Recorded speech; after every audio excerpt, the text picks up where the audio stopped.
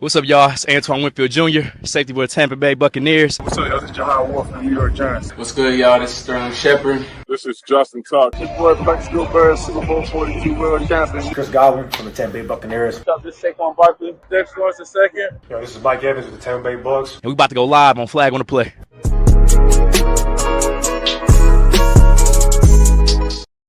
Yo, what's good, everybody? Welcome back to another episode of Flag on the Play, episode 124. Back here with the regular suspects, Kobe, Durag, BK, Matty. No, you guys supposed to get in the building. I don't know if y'all niggas been seeing my dog TikToks. Najee's been going crazy. One of the funniest niggas on the content space, no bullshit. Got my boy Buki here, bro. How you feeling, dog? What's the deal, fellas? I'm feeling good. Nah, yeah. Kobe, Durag. How you doing? How y'all feeling, brother? How y'all feeling? Smooth, cold as hell. Winter. Hold on, Durag. How cold is it out there? Bro, it's dead. The low this week is gonna be -12. It's cold. Where are you at?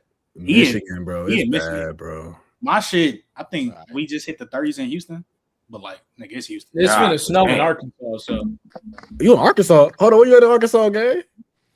Oh, you my mail? Oh, since where? I'm from Conway, so that's why I asked. Hey, yo, on B. my phone. B, what's good? How you feeling? Chilling, man. What's up with y'all? That was good, man. Let's get to it because we gonna obviously talk about the elephant in the room a little bit later. I need Young to be here. We obviously gonna talk about the elephant in the room, but recap a couple of these other games. Let's get this bullshit out the way. Kobe, I'm gonna start with you. Durag's team, the 49ers, got belt to ass. Damn, we started off like this. Fuck. Yeah. We're start pure belt. Biggest ass, 41-6. You know what I'm saying? But what was your overall thoughts about the game? Because it's not a lot to talk about. It was a lot of ass. So what was your main thoughts about it? Not a lot to talk about, doggy. I turned that shit off. I'm not gonna hold you. That shit. What was we watching that for? That shit got ugly quick.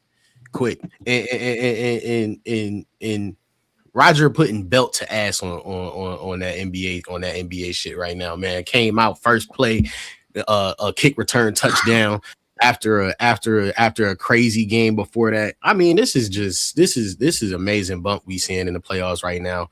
But that Seattle game, that 49ers game, man, it ain't a lot to talk about, bro. It ain't a lot to talk about over there. Shout out Seattle, man. They had a lot of injuries, but frankly, I don't know if everybody came back. I don't know if it would have saved 49ers at all, bro. They still would have lost.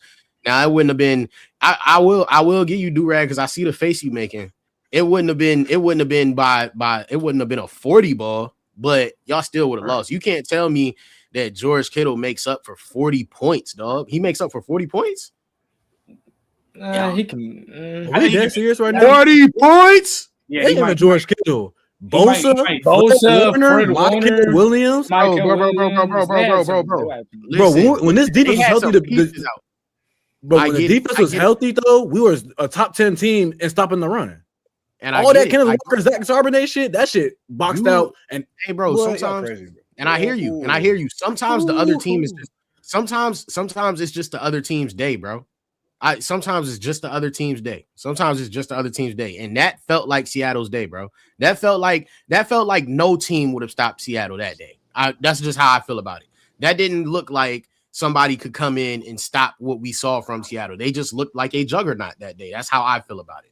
You are entitled to your own opinion. Durag has the only 49ers. Hell no. But a juggernaut? Bro, they did their thing. I ain't even gonna try to discredit them because they went out there. We already know the defense is one of the top 5 defenses of football. But damn it, when you got me, Maddie, BK on the D line, and Kenneth Walker and Zach Charbonnet just gashing shit after having a whole season where the Seahawks are one of the teams that run the ball amongst the most in the league, but are so inefficient in doing so. It's not just they had a good ass game. Like, bro, you just played a way inferior opponent, bro. That's all it is. If we're healthy, we can win that game. I'm not worried about that. 2 weeks ago, at the end of the regular season, we damn near almost won with the injuries we just had.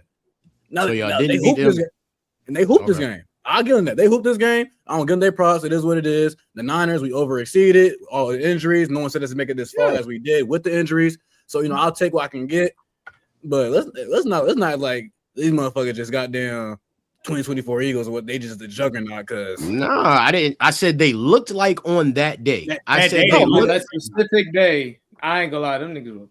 it looked like it, but yeah, the 2024 Eagles play the 2025 Jets. They gonna like a juggernaut too. That shit. So, But I'm not comparing them to no other team, and I'm not saying that they are some otherworldly team that are world beaters. I just said on that day they looked like a team that could not be stopped by a lot of people. I'm just saying on that day. BK. Yeah, they got hands and feet put on them. Like that was. Now I had the Niners winning. You know, I was wrong there. But that's I mean, Sam Darnold game managed, and them niggas won by 40. And this shows when you let Ken Walker eat, or you let the nigga get the ball, he's one of the best backs in football. And I've been saying that for a while. Like that was great, and the Niners overachieved heavily. I mean, I agree with Durag. If they were healthy, I would take them to win the game because, I mean, you don't got two of your best edge rushers. You don't got the best linebacker in football. So, I mean, a lot could be mitigated with that. But shout out to the Seahawks. They should be the team to beat, for being honest. Buki, what was your thoughts about the game, bro? How to stand up? Honestly, bro, I thought this game was over like damn near when the first kickoff had happened. Like that, I think Seattle got the ball first, if I'm not mistaken. That long return was crazy. Then when Seattle scored relatively early, and I seen that fucking RPO to Kyle Juszczyk, I put my head down, bro. Oh, the speed out option. Yeah. You a beast. Yeah, you a beast.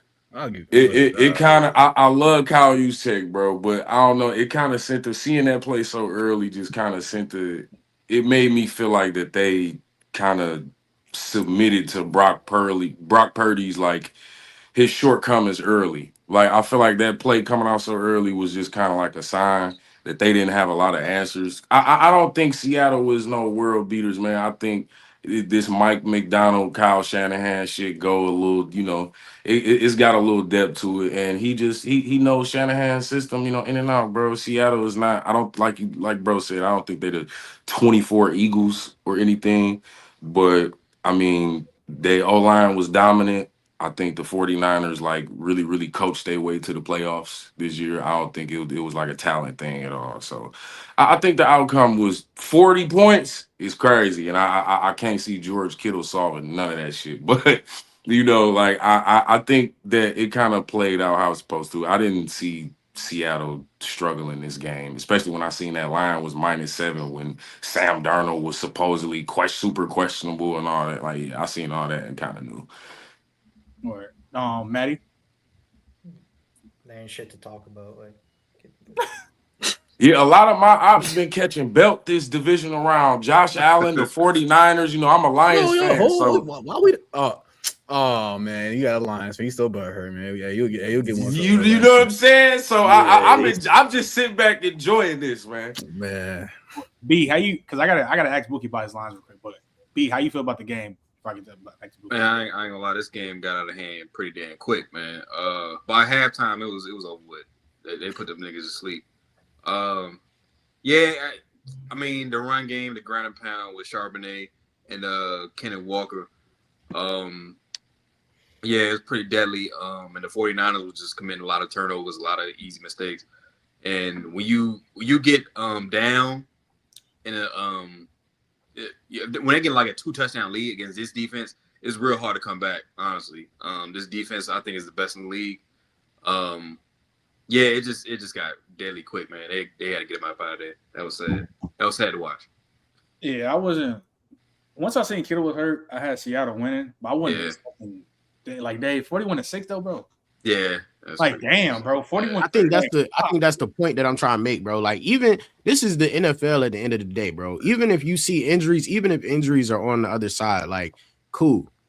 You still don't expect when you see a playoff game for a 41-6 game to happen, bro. Like that's all I'm saying, bro. Like folk acting like that was supposed to happen, like that was they were supposed to lose 41-6, like losing like 17. Cool. Even 41-6 though, bro. I'm not gonna lie. Even 20 felt the ass, but fuck cool. 40-6. You losing by 30 plus. To a That's quarterback supposed to. that We supposed to act like that's regular, like that. against the quarterback who went 3 straight days without throwing a football. Like that's just. Well, the Come brother on, didn't have to throw shit to win this game, so He really didn't. That's what, You ain't that's what lying. makes- that's makes the him- problem. That's the problem. They didn't force him to do nothing. Nothing. I mean, that's been the story all year. That's been the story. But moving this shit on, I ain't gonna front. Cause nigga, I wish J-Rob was up here, bro. Oh, Bro, that nigga CJ Stroud is ass. it's bad, bro. Like, It's bro, bad. like, I'm not gonna lie, this shit is crazy. Like the regression of CJ and what has happened with him in these past 2 years is something I ain't seen in a minute. Like, this is only like some He's a Michael young Carter. quarterback with a Literally bad on some Michael Carter O-line. Williams shit. Now, Just like Now, they were like. now don't get twisted. Does he have some terrible O-line play? Yeah. Shit look terrible. Like, it's obviously if the weapons, nigga, he missing Tank. Nico just got a concussion. He ain't have him. All right, but bro, some of that shit don't matter. Yeah. I ain't gonna lie. Some of that shit don't matter the way he playing. Like the way he just played I'm not gonna lie. These past 2 games, that might be the worst 2 playoff stretch games I ever seen in my life. That was bad. I don't know which one is. I don't know a worst playoff stretch. I actually don't know. Like, so on some real shit, I actually don't know a worst 2-game stretch in the playoffs than what the fuck I just seen CJ Stroud just do these past 2 Yo, real talk. He been doing this the past 2 years, dog. Let's be honest. No. No, to the level of this though, but like in terms of Oh yeah. No. This year he was extra. He was extra This ass. shit was great. But last year So- you seen this shit coming. I told y'all all last year, bro. I was like, bro, yes, the O line is bad. Yes, it's bad, and it's probably the worst of football. But even the times that they do block for him, give some time, he misses throws, dog. He got happy feet out there. It's just sad, dog. B, real quick. Turn your camera on and off. Your camera froze, man. And Mookie, Hold on. nigga, Lamar in a playoff, he has never played 2 games. No, hell no. Well, you Not that he done had some ass games, but nah. But bro, CJ went to a different we hit level. with of 4 ass. pitch tree. How many fumbles? Like it was bad, It was- bro.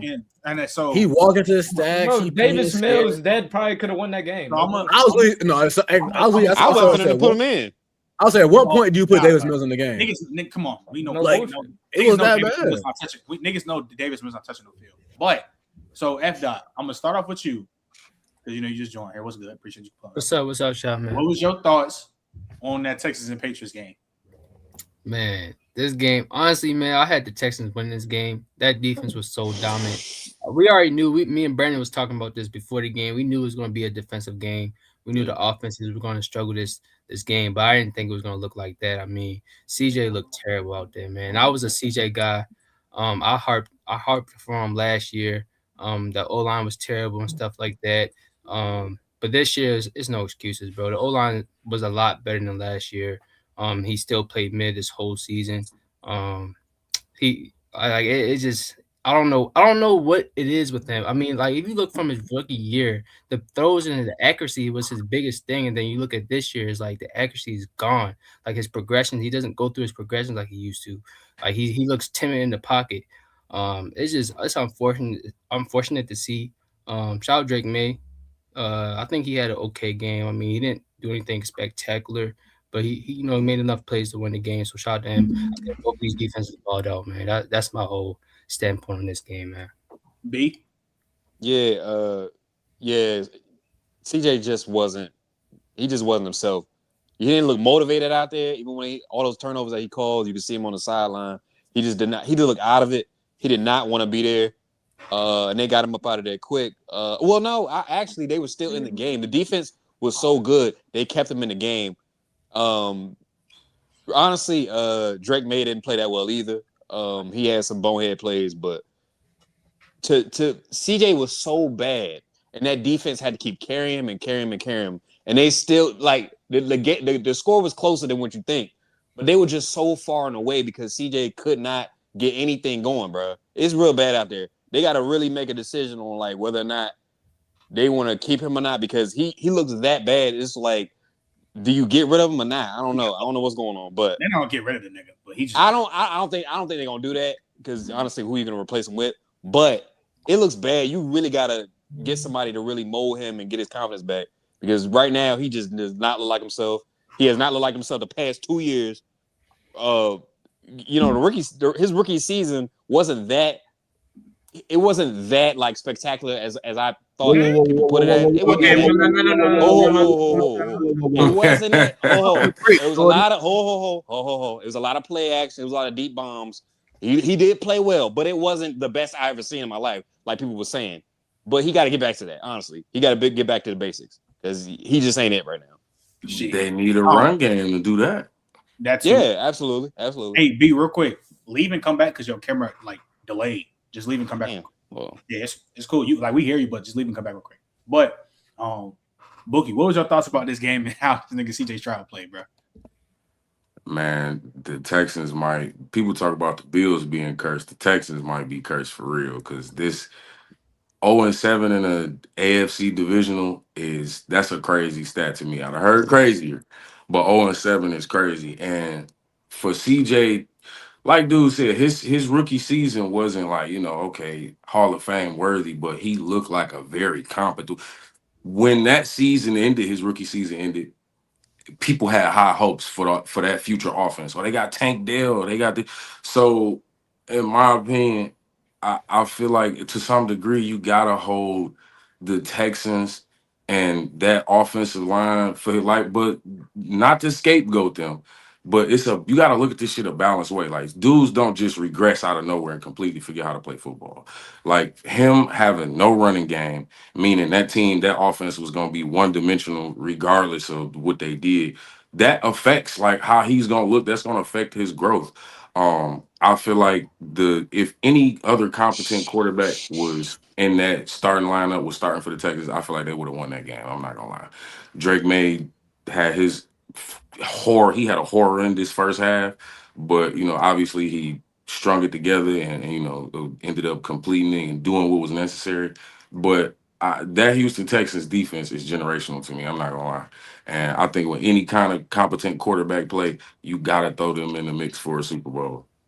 Sure, Maddie. The problem with CJ Stroud is that B kind of said it earlier. There's like a lot of play actions, and like that system was really hindered towards Stroud's strengths at that time. The problem is that I'm not saying that Stroud doesn't suck now, by the way, but they didn't invest in an O-line. Right now, you look at him. It's like he's in a clean pocket. He doesn't trust his O-line. Like he gets jittery in a clean pocket. He tries to step up, like the way that Trey will say it, like give me a hug. Like that's CJ Stroud right now. Like he'll just step up when he doesn't need to. As far as the Patriots, Drake May needs to work on his ball security, man. That man needs to work on his ball security. 4 fumbles in the first half. Are we serious? Like the fact that you're able to win that game because the other quarterback is playing so horribly should not happen again. Back in the AFC championship, and shout out to the defense, regardless on how CJ Stroud played. You just got to tip your hat off to the defense that the Pats played in that game. They played a very good game defensively. Do-rag? Yeah. In terms of CJ Stroud, man, I think we all know like the multitude of reasons of why it's looked a lot worse for him since his rookie year. My biggest concern is it fixable with Houston? And I'm leaning towards the scenario where I don't think what's happening with CJ Stroud is fixable in Houston because the O-line is that far apart. The play con has not been good. And if the Texans are smart, you should be looking for a new play caller. But then you're looking at a situation where CJ has his 3rd play caller in 3 years, and that's never ideal for a young quarterback. Your weapons can't stay healthy. Tank Dell, we don't know how he's going to look. Nico Collins is banged up every year. So it's just a very ugly scenario offensively in Houston. And it's really a shame because if they just had a league average offense, I think they run away with the Super Bowl this year because that defense is playing that elite. And they wasted away a historical defensive season this year. And that's really a shame. In terms of the Patriots, Drake May got to be better. We accountability FC in 2026. We're going to hold everybody accountable over here. Drake May, everybody knows how high I was on Drake May, potential league MVP. We got to be better. The Chargers game, you barely strung along because the Chargers offense was horrific. The Texans game, you barely strung along because the Texans offense was horrific. And now we look at a scenario where next week you're playing another potent defense. And if that offense isn't looking horrific like the other two games, you're looking at a situation where if you're playing the way you've been playing, you're not going to be seeing the Super Bowl. So that's my biggest takeaways from the game. Kobe. Yeah, man. I hear what everybody's saying about Drake May. Here's the thing. I want to talk about this ball security thing that Maddie. Y'all can hear me? Yeah, you good. Yeah. I want to talk about this ball security thing that Maddie started with. Listen, the fumble, the one that he lost on when he was running on him. If your left tackle is getting beat like a drum, facts, and you getting strip sacked, that's a totally different thing. Like blindside strip sacks are a totally different thing. Yeah. Now the fumble that he lost when he was running and they punched it. Yeah, we got it. Hey, high and tight, 5.4. We got to get there. But the strip sacks, Will Campbell getting beat like a drum out there. I can't really say too much about that. Now, Durag, you was talking about that. He's got to be better, and I think he does have to be better as well. The other piece to this is though, let's all remember this is his first playoff run. Let's all remember that these are 2 of the 5 defensive. I'm just saying. My thing personally is. Wait, here's the perfect person that I needed to come on the show right now. This is perfect timing. Donnie. Bro, I just got here. What are we doing? No. I'm not even on your case yet. We're gonna get to you later. But what I need you to help me out with, Donnie, how many playoff risers are there, Donnie, ever in the history of football? In the history of football, that's a different answer. No, well, in the league right now, how many playoff risers are there? Statistically, there's 2. Who are they? It's Mahomes and Allen. Mahomes and Allen, right? Okay, cool. So in his first playoff run, he's played 2 top 5 defenses to start off his first playoff run. I'm not mad at his performances yet. I mean, they have to be better, yes. But let's be clear. A lot of people don't really have him as their MVP for different reasons. And this is his first playoff run, so I just feel like, bro, like it's gonna take a second. It's gonna take a second. He got to figure it out. The game slows down a little more in the playoffs. As long as he keep winning, right? As long as he keep winning right now, and he keep doing enough to win right now, that's what matters to me. As long as he keep winning. I mean, he's making the plays when needed. So you always get props for that. Make the plays when needed. My expectations and the expectations he has set this season as a player playing at the MVP caliber level, I want you to play better. That's all. I get it. I do think he has to play better. I can understand y'all sentiment. Obviously, he's a rookie. First couple of games, he plays some tough defenses. I just need to see better. That's all it is. I get it. Yo, early. Hey man, I can't stay long, but before 90 niggas get up here, that nigga CJ suck. I ain't gonna lie to you. Get your shirt off. Hey, that nigga suck, man. That nigga. Hey man, CJ suck, man. We've been saying it. That nigga suck, man. We've been saying it, dog. We've been saying it for 2 years now. Hey, that 1 year, that was a fluke, nigga. That nigga, he threw 4 picks in the first half, y'all. Yep. That is crazy. Yes, you won't say nothing, Trent. That nigga sucks. Hold on. Nah, I will say this though. Even though he's played like some hot dog shit. Yeah, he's turkey ass. Played like some ass. He still keep one of that class though. Nah. You can clip this up. You can clip this up. If Bryce Young plays for that Texas defense, he going to the bowl. Clip it up, nigga. Clip it. Oh, hey, we over that, nigga. Hey, we over CJ Stroud. Remember that? Hey, we over BBL Stroud. We over BBL Stroud. Look, this is what we not about to do. I get it. Keep that hippie ass nigga, man. Keep that hippie nigga, man. That nigga got hips like Shakira, man. I ain't gonna lie to you. Look, just like how CJ Stroud look like he done buried 2 children. Early, just like how you said that 1 year might be a that nigga built like a bitch. Let's not forget that nigga just came up and being off the fucking bench. Did you just objectify him? That's all right. I'm not gonna lie to you. Hey, Trent, if we be honest, if it wasn't for CJ Stroud first year, hey, listen. Talk about it early. Hey, I would have benched that nigga for David Mills. Nigga, I ain't gonna lie to you, Slim. Hey, Trent, D'Amico Ryan stressed out. Who was up here saying, hey, they might want to stick with Davis Mills? And what happened? He came out went for 245. Davis Mills did juice that offense. Let me land. David was hooping. He was hooping. He was. Come on. He was. And he was That Jaguars game moved you. He saved their season. What happened? CJ Stroud came out and went for 245 the next week against the Cardinals. And Trent, you came out the next week and was like, so Cole, they should have stuck with Davis Mills. That's what happened. That's a good Trent impression. Now CJ Stroud is playing like after the fourth pick. If I'm D'Amico Ryans, hey CJ, come sit down beside me, brother. This ain't your game, brother. This ain't your game. Come sit beside me. It's gonna be all right. Y'all want to give him one more year, man? Like, hell yeah. He's gonna get one more year, but damn it, one more. But damn it, this the last year though. This the last year though. He wastes that defense. Because I'm gonna say you're 50. One more. He wasted a damn good defense. It's getting towards contract extension time for CJ Stroud, and if next year if you ain't showing, you going. As simple as that.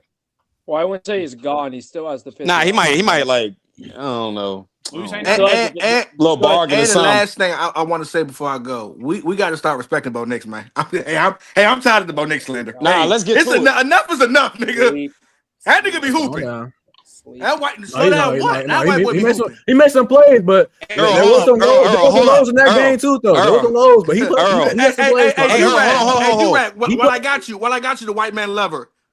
Justin Herbert didn't make no plays, so hey, you should settle down. Okay, there, bro. Again. You should settle the fuck Bryce down. Young made plays. You can say take a Bryce Young over Justin Herbert. Over Justin Herbert in the playoffs. Hold on. Are you taking Bryce Young over Herbert then? Because Bryce Young made plays this playoffs. No, not yet. Yeah. Now hold on though. It's close. Hold on though. Now Donnie, you a Cardinals fan? Sit back. You do. Winners are talking here. Y'all remember when I said? Those said winners are talking. Y'all remember when I said I like Bo Nix's upside over Kyler Murray's? Well, 1 year later, what we looking at? Because Kyler ain't even starting. Well, okay. Left cheek, okay, well, hey, Brad, it was a lot of shit talking too about. It's a lot of shit talking too about the MVP this year. A lot of shit talking about Matthew Stafford. How he couldn't play in the cold. You know who couldn't play in the cold? Caleb Williams. You are hella disingenuous. Don't get on that. Don't do the Matthew Stafford shit when that nigga completed 45% of his passes. Stop. That's cool. But when it mattered, when it mattered, who threw a pick? When it mattered, DJ Moore threw a pick. That's what DJ Moore. No, DJ Moore. He's gone. He's gone. And that's disgusting. We're gonna get to the Rams game. I just wanted to say, look, that nigga CJ Stroud playing like some dog. No, he did. But he still keep winning that class though. No. If he didn't have, who else in that class? Levi Young. Yeah, that's cool. If he didn't have that year one, I ain't gonna lie, he's been benchable this year. If we being honest, he's been benchable this year. They didn't say anybody else better underneath him. He's been benchable, guys. Like he's been that bad. If this was somebody else, we would be letting him have it. He has been benchable. He was throwing that nigga definitely had money line on the Patriots. He was just throwing picks that didn't even make sense. I gotta say this right quick. Donnie, my fault. Go ahead. Who was speaking? Kieran, what you about to say? First of all, how you guys doing? I haven't been here a while. I'm not feeling that great, but I just want to say, like, it's not like New England's defense. Josh Allen isn't either. Go ahead. All right, relax. That New England's defense is not like it's good, but not like, oh my god, it's amazing. Like he made it look like it was the freaking Broncos defense in 2015 with Von Miller out there. So I don't know. Kieran, I don't know. I'm not gonna lie, Kieran. If I told the chat this. I said if I never watched football and I came and I watched that Patriots and Texans game, and one of y'all said, one of these teams is defensive. They got the best defense in the league. I would have been like, the Pats, because the way the Pats play versus the Stroud boy, that looked like a whole different defense, man. Yeah, they were eating. That's what they were. But like, can we also agree that like, I feel like the Texans like haven't put like CJ in like the best situation to like thrive? No, of course not. Oh, all right. Yeah, well, that's it. We're done with that. We're done with that talk. No, we're not. We're done with that talk. We're done with that talk. It's the truth. This year he's been in great. He was in great position. I don't hear position. No what? No. One game. What O-line? Let me know. Bookie, you muted real quick. You muted, by the way. Bookie, you muted. No, he wasn't. In a great situation early is disgusting. I don't know about that's it. Hey, listen. It was decent. It was hella decent. No, it was I would say decent. It was decent. D'Amico Ryans took over the offense at one point in the season. That's how the offensive performance. Early, Bro, people no one who that offensive line was going to be one of the worst we've seen in the last 10 years. And it wasn't, Donnie. So now It what? was still bad. It was Like still really bad. Can I ask you something, Donnie? When Like, you watch, really bad. I'm talking about since probably like week 10 or 11. When you watch CJ Stroud play football, No, he has to be better. he But can't that's not make. the He like point. But he that's couldn't not make the throws. point. But early, that's not the point. The point is that you said he was put into a great situation. No Tank Dell. Nico's been hurt all year. Don Schultz torn ACL, and his offensive line's been bad all year. So no, he was not in a great situation. That's a lie. Like his Okay, defense not worked. great, but there's a lot of quarterbacks who would kill for that situation. Hell no. Who would? Who? Okay. Who? I'm gonna tell you what right now. I think if you give Josh Allen that defense and Nico Collins and Christian Kirk, hey, Early, here's the problem. But that's you saw them niggas out. Hey. Time out. Nigga named the top 3 quarterback. Time out. For your example. That's Josh Allen, man. Here's the problem. Yeah, that's not really that. We're putting CJ Stroud in the same conversation as Josh Allen. Yeah, That's the Early. problem. Your boy Jordan Love, he was Josh not. Allen right now. He was not with that situation. We're not Yeah, like, obviously Jordan Love would do just fine with that defense. No, he would not. Not that offense. Not that O-line. With that offensive line, hell no. No run game. He'd be all right. Bad He'd be all right. O-line. Receiver play is. Yo, here's the thing though. We get, Houston we get how bad the O line is, but just admit, CJ Stroud hasn't been good at quarterback, bro. Like we ain't talking about offense. We talking about he's had time in the pocket and he's thrown either picks that don't make sense or he's missed throws. Like, come on, guys. No, two things could be He hasn't helped average situation. Hold on, two things could be true. CJ Stroud can play like bad, but like the situation is not good. Like below average offensive line. On offense. Like even this game, Nico Collins didn't play. Like, there's like no situation for CJ Stroud to like play great this game, even though he still played bad. Now he threw 4 picks in the first half. Kieran, what are you talking about? I know. We said he played bad. Damn, what else you want to say? Listen, He's dog. I'm gonna be real with you, and I'm gonna be real with you. I think why I'm being so hard on him because I watched you also play bad versus the Steelers, and this nigga had the nerve to piece it out to niggas when he left off the field. Like that's like what you it had is.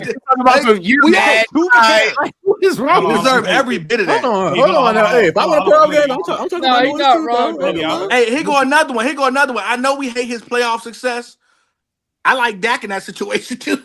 We're done. Move on. Why we hold up? Now, why we hold up? Hey, Kobe. Dak is better. Because I ain't gonna be long. Before you go with the narrative, because then what they do, Kobe? This is what they do. Because you just heard a name and you went, no, dude. Dak Prescott. I know what the situation makes throws dude, that CJ Stroud can't make. What about that? In the regular season.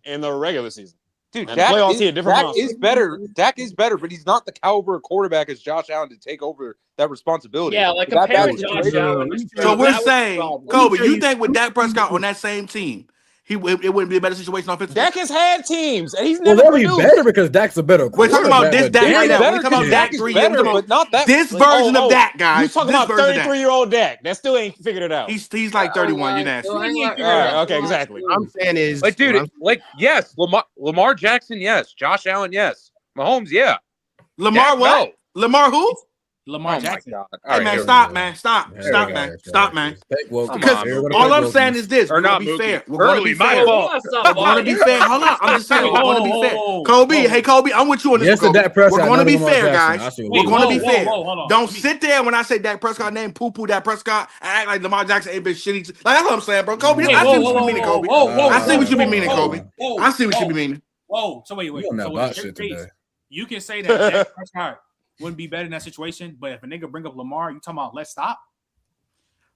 Again, if we're going to do the poo-poo for Dak Prescott, then don't say Lamar Jackson. I don't say look. You said Josh Allen, cool. Joe Burrow, cool. It's not even the point. Matthew Stafford, cool. Do not say Josh Allen. Do not say Lamar Jackson, guys. Come on. We're talking about in the Houston Texans situation. Lamar, healthy Lamar. Wait, time out. Pause. A healthy Lamar is way better than Dak Prescott.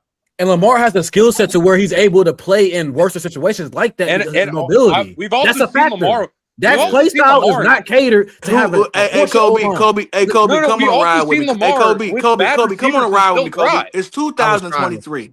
Lamar Jackson not only has a better offense, he has a better defense historically. Better offense than who? What did he do with it? Whoa! You think the Ravens' offense was better than the Cowboys? I just said I'm talking about the Texans. You just said the Texans. You said Lamar, because you niggas just told me Lamar this and that when he bigger than Dick. But in 2023, when Lamar had a historic defense and a better offense than what CJ Stroud had going into this playoffs, he couldn't do shit with that. So how you gonna give him a worse situation and he gonna conquer that? Hey man, we gotta be honest about the black guy who can't throw back shoulder fade. We gotta be honest about the black guy who can't throw back shoulder fade. Let me go. Early. It's because he's not running into 15. Yeah. That's why. He's not playing 15. Texas defense is better than that Ravens defense too. He's playing number 10 in New England. Bro. He's I'm playing, just saying. He's playing Jarrett Stidham. He ain't playing 15. Donnie. For real? What do you mean not being for real? Yes. Donnie. Be honest with me. If Drake May had 4 fumbles and an interception in the game, you told me Lamar with that defense is not winning that game? Of course he's winning that game. Of course exactly. The problem that niggas have is that you niggas can't gas up Dak. And then when niggas bring up Lamar, who's 20 times better than a nigga. And younger. What is 20? Younger. What is 20 times come from? It's not even like the age. Like Lamar is 20 times better than exactly than what I age. mean. It's age. Lamar Jackson Dak is not mobile no more. 20 times better than Dakota Prescott. Brother. If Drake May plays the way he plays, I'm sorry we're slandering Dak. I'm sorry. Dak Prescott can win that game too, bro. Y'all just. Niggas ain't trying to slander Dak, but he just like he overgassed. Have we not seen Dak's career and how he's an underperformer in the playoffs? No, we know. I'm not even bringing that up. This is what y'all not just even bring that what up. are we Because talking again, we talking about just for that game. If you're gonna tell me Dak Prescott can't win that game, I'm just talking about Dak Prescott as a what quarterback. evidence is there that Dak Prescott can win that game? Dak is not mobile. Dak is not mobile. Lamar What ain't been mobile evidence lately is neither, there but that you know, Dak Prescott can win that What? game? Who ain't mobile? Lamar's not mobile? Lamar hasn't been mobile lately. He's not been the same. We got Bears game. Bears hurt this year. Bears Packers. Lamar's not mobile?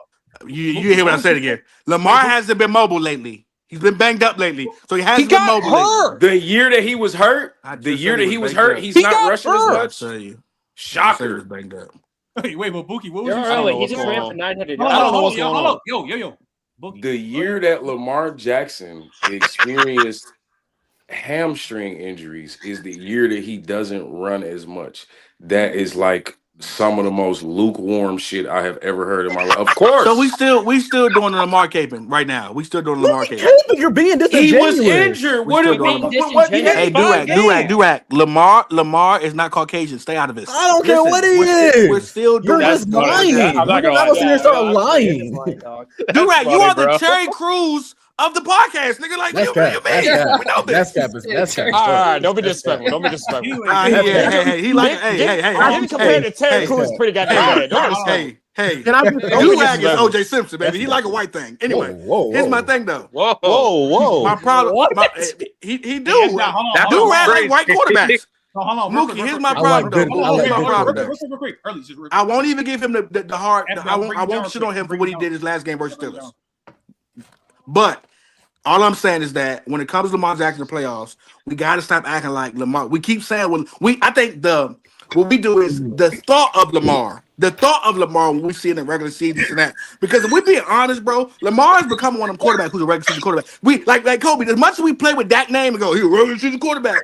Is Lamar the same thing at this point right now in his career? If we're being honest, guys, get out your feelings. And we're being honest. Lamar Jackson is a regular season quarterback. Hold on, we finally found him, chat.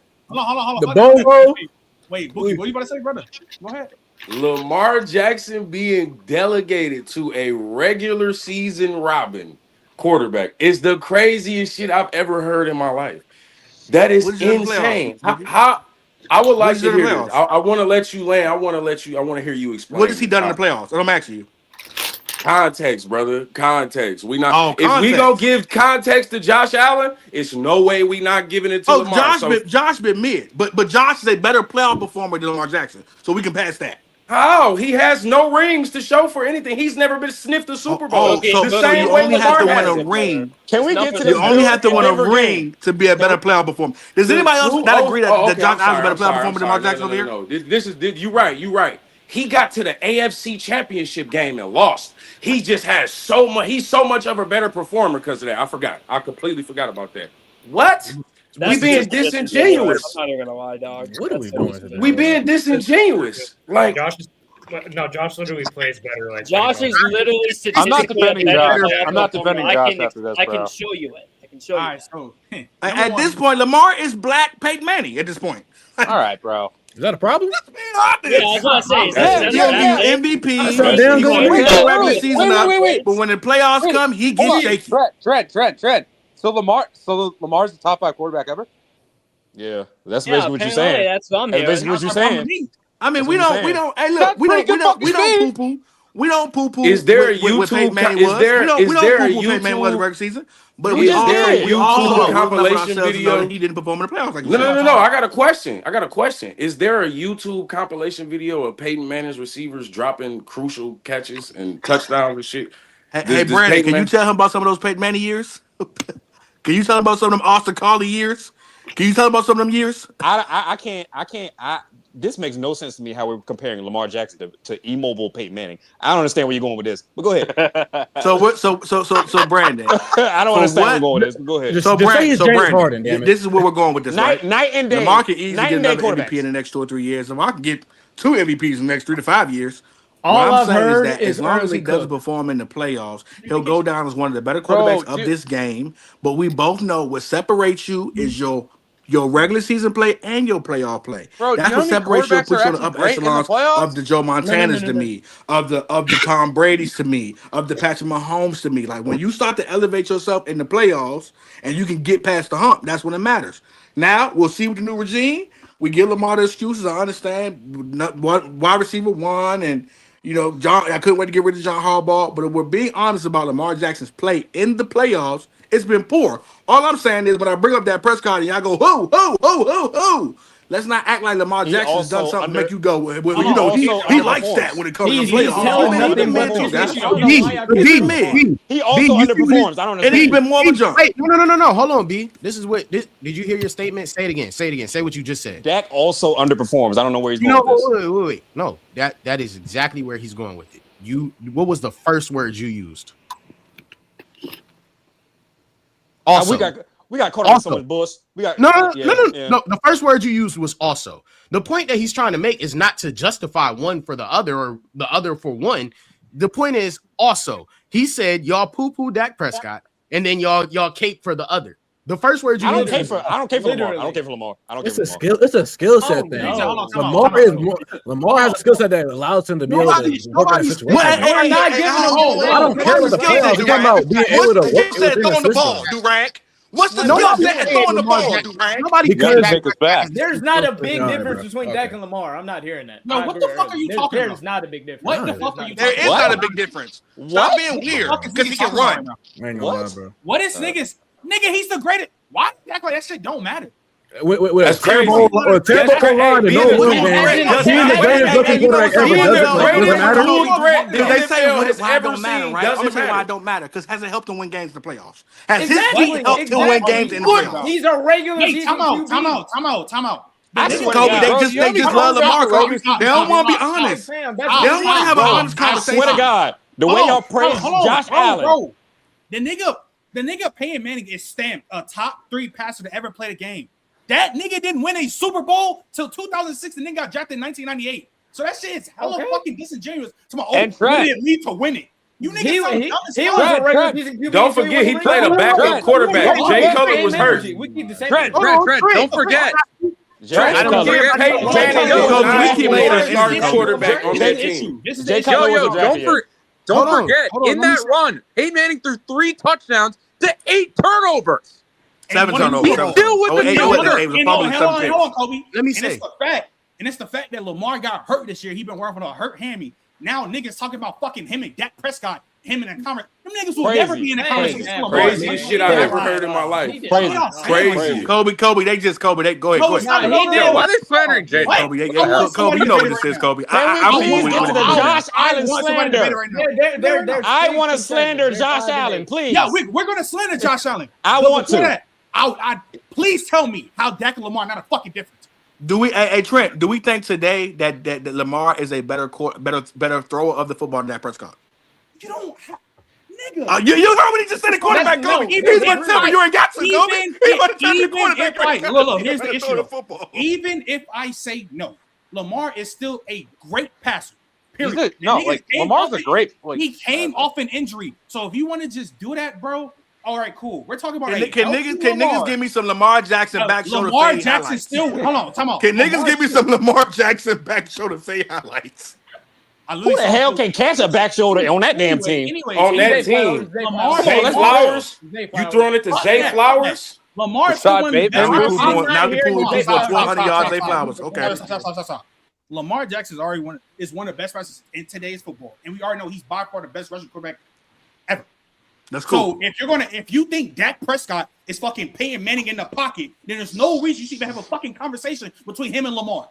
Hey Kobe, in 2023, Kobe, how did Lamar Jackson's legs do with him versus Patrick Mahomes? Did he use them? What is that? How did that let him versus Jordan Love? Did somebody remind Lamar he had legs in 2023? What happened to the Cowboys? Did somebody remind Lamar he had legs when they blew out? They blew out the Bills. Remember, they blew him out during the regular season. Walked them and then lost in the playoffs. Wait. Nigga, anybody remind Lamar he had legs? Whoa. You're caping for Dak like they didn't get fucking walked down by Jordan Love by 30 at his crib. Yeah. What's the point you bringing it up? We not. Listen. No. You brought up Patrick Mahomes. Kobe, here's what they missed, Kobe. You keep here's what they missed, Kobe. I never even came in here saying that Lamar was a better. But when you, here when you be, but Trent, because Kobe the only one to actually hear what I'm saying. This is how I got defensive. I came in here and I said Dak would be better on that fucking Texas team than CJ Stroud. No, he wouldn't. And then niggas when I said that, when I said that, niggas went, and Kobe the only one heard me. Niggas went, that, this, that. And then niggas continue to say Lamar. And my point was, when it comes to playoffs, what's the difference? But hold on, time out. B is just being hella disingenuous because any decent quarterback in that game, nigga, probably 20 quarterbacks win that game outside of CJ Stroud if they put his play hard. Dak wouldn't win that game. When I said they missed it again, so why would I say if 20 quarterbacks would win that game, why would I say Dak? They had such attitude. Tell me why. Because early, he was just being hella disingenuous. Tell me why Dak wouldn't have won that game, bro. How hard is it to outplay a nigga that threw 4 picks? Exactly. How hard is it to outplay a nigga that threw 4 picks? How hard? How you niggas, when I brought up Dak though, Buki, them niggas poo-pooed me. That's what I'm saying. He wouldn't have won that game. It was this nigga. He was Dak would have blew them niggas out. What? He wouldn't have won that game. It's B being nasty. It's just like he not gonna win that game. He wouldn't have won that game. I'm telling you. So tell me why. I can absolutely tell you why. Please tell me. Please tell the people. We got 145 Have people. we not seen the story with Dak? We got 145 people in the chat. Make sure I like the stream, all that. If you knew we got have 145 we not niggas seen in the stream. B, please tell the world why Dak Prescott couldn't win this game. Have we not seen this whole pattern with Dak, though? I'm through with this man. He is 32 years old, bro. When you see Dak in the regular season, and when you see his playoff atmosphere, he's a totally different quarterback. This man acts like he doesn't know what to do. He's not clutch. He sits there and he throws picks. He either throws picks, doesn't make plays. And when the game is over with, when they up by 20, when they up by 30, then Dak wants to throw touchdowns when it's prevent defense, when the corners give like 5-7 yards of cushion. Then Dak wants to play good. Then you down 30 with 2 minutes left. And then you think, hold. And then you think, Dak threw 3 touchdowns and 1 pick. He had a good game. No, bro. You fall for the same shit every single year. Dak is not a playoff performer, and that's okay. And that's okay. All you gotta do is look up his performance in quarters 1 through 3. Look at Dak's when you close your eyes, right, guys? When you close your eyes, everything that D said, everything that D said about Dak Prescott, when you close your eyes, everything he said about Dak Prescott, same thing for 2 and 6 Lamar Jackson. I'm out, man. Come on, man. It's the exact same thing. Please, I'm begging. Go ahead, Kobe, so you can move. You know what the problem is? Y'all have never seen Dak play like CJ Stroud played. And you want to know why? You want to know why we're talking about Dak? I'm not saying he would throw 4 picks. He just won't perform. Can I finish? You want to know why? You want to know why Dak Prescott would have still been in that game? You've also never seen a game in which Dak Prescott has played where he played bad in the first quarter. So most of the time, what you're actually talking about, because Dak has never lost by 30 or whatever you're talking about in the playoffs. It's never happened. It's never happened. I'm not saying he lost by 30. I'm saying when y'all just said when he goes down 20 or 30. Y'all just said that. So I'm responding to you. So you've never seen that happen. But what you have seen is he went down 27-0 in the first quarter, in the first half, in that game against Green Bay. And what happened? Let's talk about it. You saw CJ Stroud throw 4 picks in the first quarter, right? At halftime, what was the score? I couldn't tell you. Anybody? It was close though. It was close. It was 21 to it was like 20. They were down like 6. Yeah, they were down it was close. It was a one-score game. Okay. Thank you. Now you with me. Dak Prescott threw 2 interceptions against the Green Bay Packers in the first half, total in the first half, and they were already down 30. The problem is what we're talking about is if you want to say Dak Prescott take too long to warm up in the playoffs, okay, cool. But what you've never seen is Dak Prescott's team help him enough for him to warm up and win those games. If you want to say, Bookie, you said look at quarters 1 through 3, right? You said look at quarters 1 through 3. Now you want to talk about Dak Prescott's fourth quarter heroics? Would you by the same metric that you just used? Could Dak Prescott not have won that game? Because CJ was still in the game the whole game. It's not heroics. Dak Prescott 100% could have. Keywords. Could have won that. Is Dak Prescott a more competent quarterback than CJ Stroud? I would say so. But based on what he's done in the NFL, is Dak Prescott a more competent playoff performer than CJ Stroud? If you're saying yes, I'm asking based on what? Let's go down the list of Dak Prescott's playoff losses. Tell me. We lost to who? We lost to Aaron Rodgers. I thought Dak played good. We lost to Aaron Rodgers his rookie year. I thought Dak played good that game. Yeah, I think Dak played good that game. 2018, we lost to San Francisco. He should have won that one. He should have won that. It was the Rams. Oh my God! Did we give up 200 yards to CJ Spiller? CJ Anderson. Anderson. I mean, a historic defense that's supposed to be historic gave up 200 yards to CJ Anderson. Come on, guys, help me out. Keep it going. 2019. Did y'all 2019 they lost Seattle? I don't remember that game. 2019, we lost the playoffs. That's where he broke his leg, I believe. Maybe that's when he broke his leg. No. 2020 he broke his leg. 2020. Okay. So 2019 we just missed the playoffs. Okay. 2021. Keep it going. 2021 we lost to the Niners the first time. That was the Niners. We should have beat that game. 2022, y'all lost to the Niners again. Y'all should have won that game. We should have won that game, but that was when we had Ezekiel Elliott playing center, I believe. And then we get to 2023. So this whole thing, and in one of those years, he retired Tom Brady. So I'm just saying, in one of those years, Tom Brady was washed by then. Come on now. So if we take that same contextual approach, did he not go to the Super Bowl the year before, or something close to it, something a year or two before, something like that? How old was he? So he had went to a Super Bowl a year or two Brady's before an anomaly, man. That he played Dak Prescott. A year-to-year basis, you can be washed. When you're 40 plus, year basis means a whole lot. At 40 plus, he won a Super Bowl, but he was also washed the next year. I'm just saying. I mean, okay, hold on. That's not crazy for a 40-year-old, is it? I'm not saying it is crazy, but what I'm saying is we talking about the greatest quarterback of all time in 1 year. Do you think that Tom Brady could have still thrown the football that year? I mean, he made the playoffs. They were actually a decent team. The team overall wasn't great. Weren't they like 9-7 or something? Can we contextualize Lamar's losses like this? Okay, you beat an 8-9 lost Tom Brady. I'm not saying that. I'm not saying you can't contextualize. I'm not saying you can't contextualize Lamar's losses like this the same way that I have just contextualized Dak Prescott's losses for you. But what we did say was, and what my original question to be was, why can't Dak Prescott have won that game against the Patriots on Sunday? I just need to know. Brody. Dak Prescott is a good quarterback. Don't get me wrong, but there are good quarterbacks that are not playoff performers, and it's okay. It is what it is.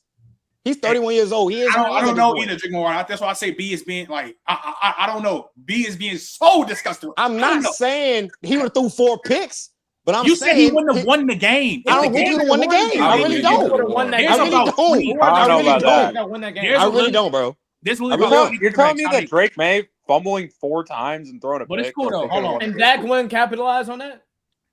Yeah, he would. Capitalize on shit, bro. He really told. I'm not gonna lie. I'm not gonna Not the playoffs. I don't know about that one. Anyways. Let me read. Number 1, we got 155 people in the chat. Number 2, JJ, you back, fuck nigga. What's good? Been a minute. Hey, why you ball, nigga? You over here cheating and shit. Back. Number 3, Why you ball? I said I cut my hair. Boy, I never said I was going bald. Number 3. Let me read these super chats before we get to the slander hour, because this is literally about to be slander hour. No. Oh yeah, absolutely. Vulture, appreciate you $2. He said Mr. Stefanski is here. Brejon breaking the record. Falcons going to the bowl next year. Appreciate you playing for the $5. He says have a generational defense who was giving you turnovers for you to fuck their joint up like that. He needs a veteran quarterback to help him. Might need one. Justin, appreciate you with the $5. Donnie, Josh Allen is a wild card riser. All-time great wild card performer. Outside of that round, he hasn't been a riser besides 2 games. All right. BZ, appreciate you the 5. Said out of all the coaching fires, which coach did not deserve to lose their job? Stefanski. Sean McDermott. I ain't gonna lie, bro. Sean McDermott. I don't think Hey, Trent. I know how I was moving in the last few years about Sean McDermott, but hearing I the ain't shit that's gonna going on in Buffalo, that Josh shit Allen, wicked. that got him fired. It's not even that, Trent. Sean I thought it was coming regardless sooner or later. I thought it was too. But Trent, the shit they saying about Brandon Bean and how Brandon Bean is running that shit, that shit's bad, bro. Sean McDermott look like I said go like Brandon Bean. And then let me read this last $5. Appreciate you, Eagle Nation, my dog. Yeah, the GM's awful. We never seen Dak ever play with a horrible O-line, no receivers, no run game, and a bad offensive. Yeah, because Tony Pollard was a great RB1 for us. All right, to be fair, in 2023, Tony Pollard is still playing. What are you talking about? Hey, I ain't saying he don't clear Woody Marks, but that don't mean he was a great the run game RB1. wasn't good in 2023. I guess I'm the only Tony Pollard defender on this earth when he was on the Cowboys. He was a good back for y'all. That's what I He said. was a good back when Zeke was still the RB1. That's why they bought Zeke back to be RB1 again. Like, what are we talking about, bro? Come Dak on. has always had a good run. He's always had a good run game. Always had a good old line. Always had good receivers. You so nasty, bro. You so even this year, the run game for Dallas was good. Like with Javonte Williams, the run game was good.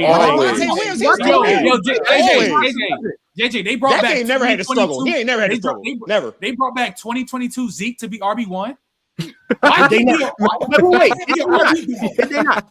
You're just saying shit now. You're just saying shit now. He's right. Did anybody watch the first 4 games of the season?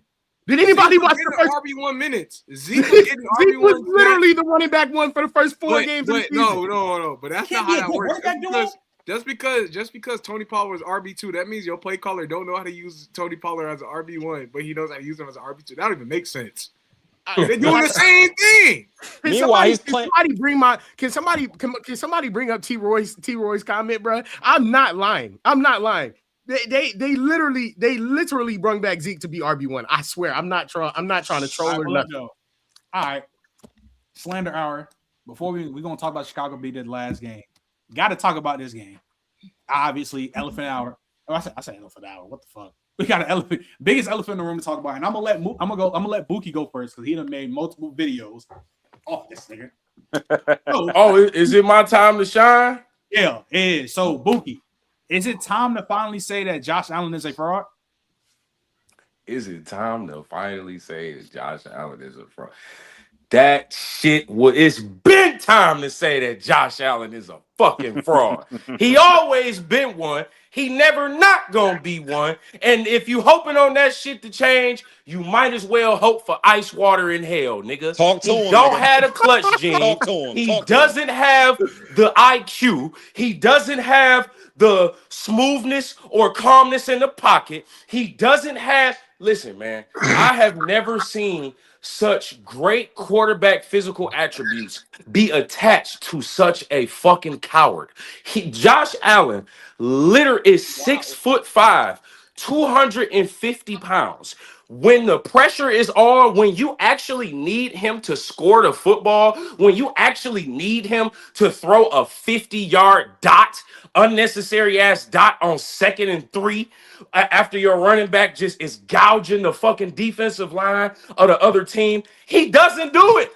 He does not do it. So it blows my mind that the one game he had against Patrick Mahomes in a loss A loss. He played good in a fucking loss. And that's just the story of his career. Meanwhile, you have Lamar Jackson, who can literally he can grab the football and place it in Mark Andrews' fucking lap. And he's gonna drop it for game. And nobody wants to. Do you know what happened?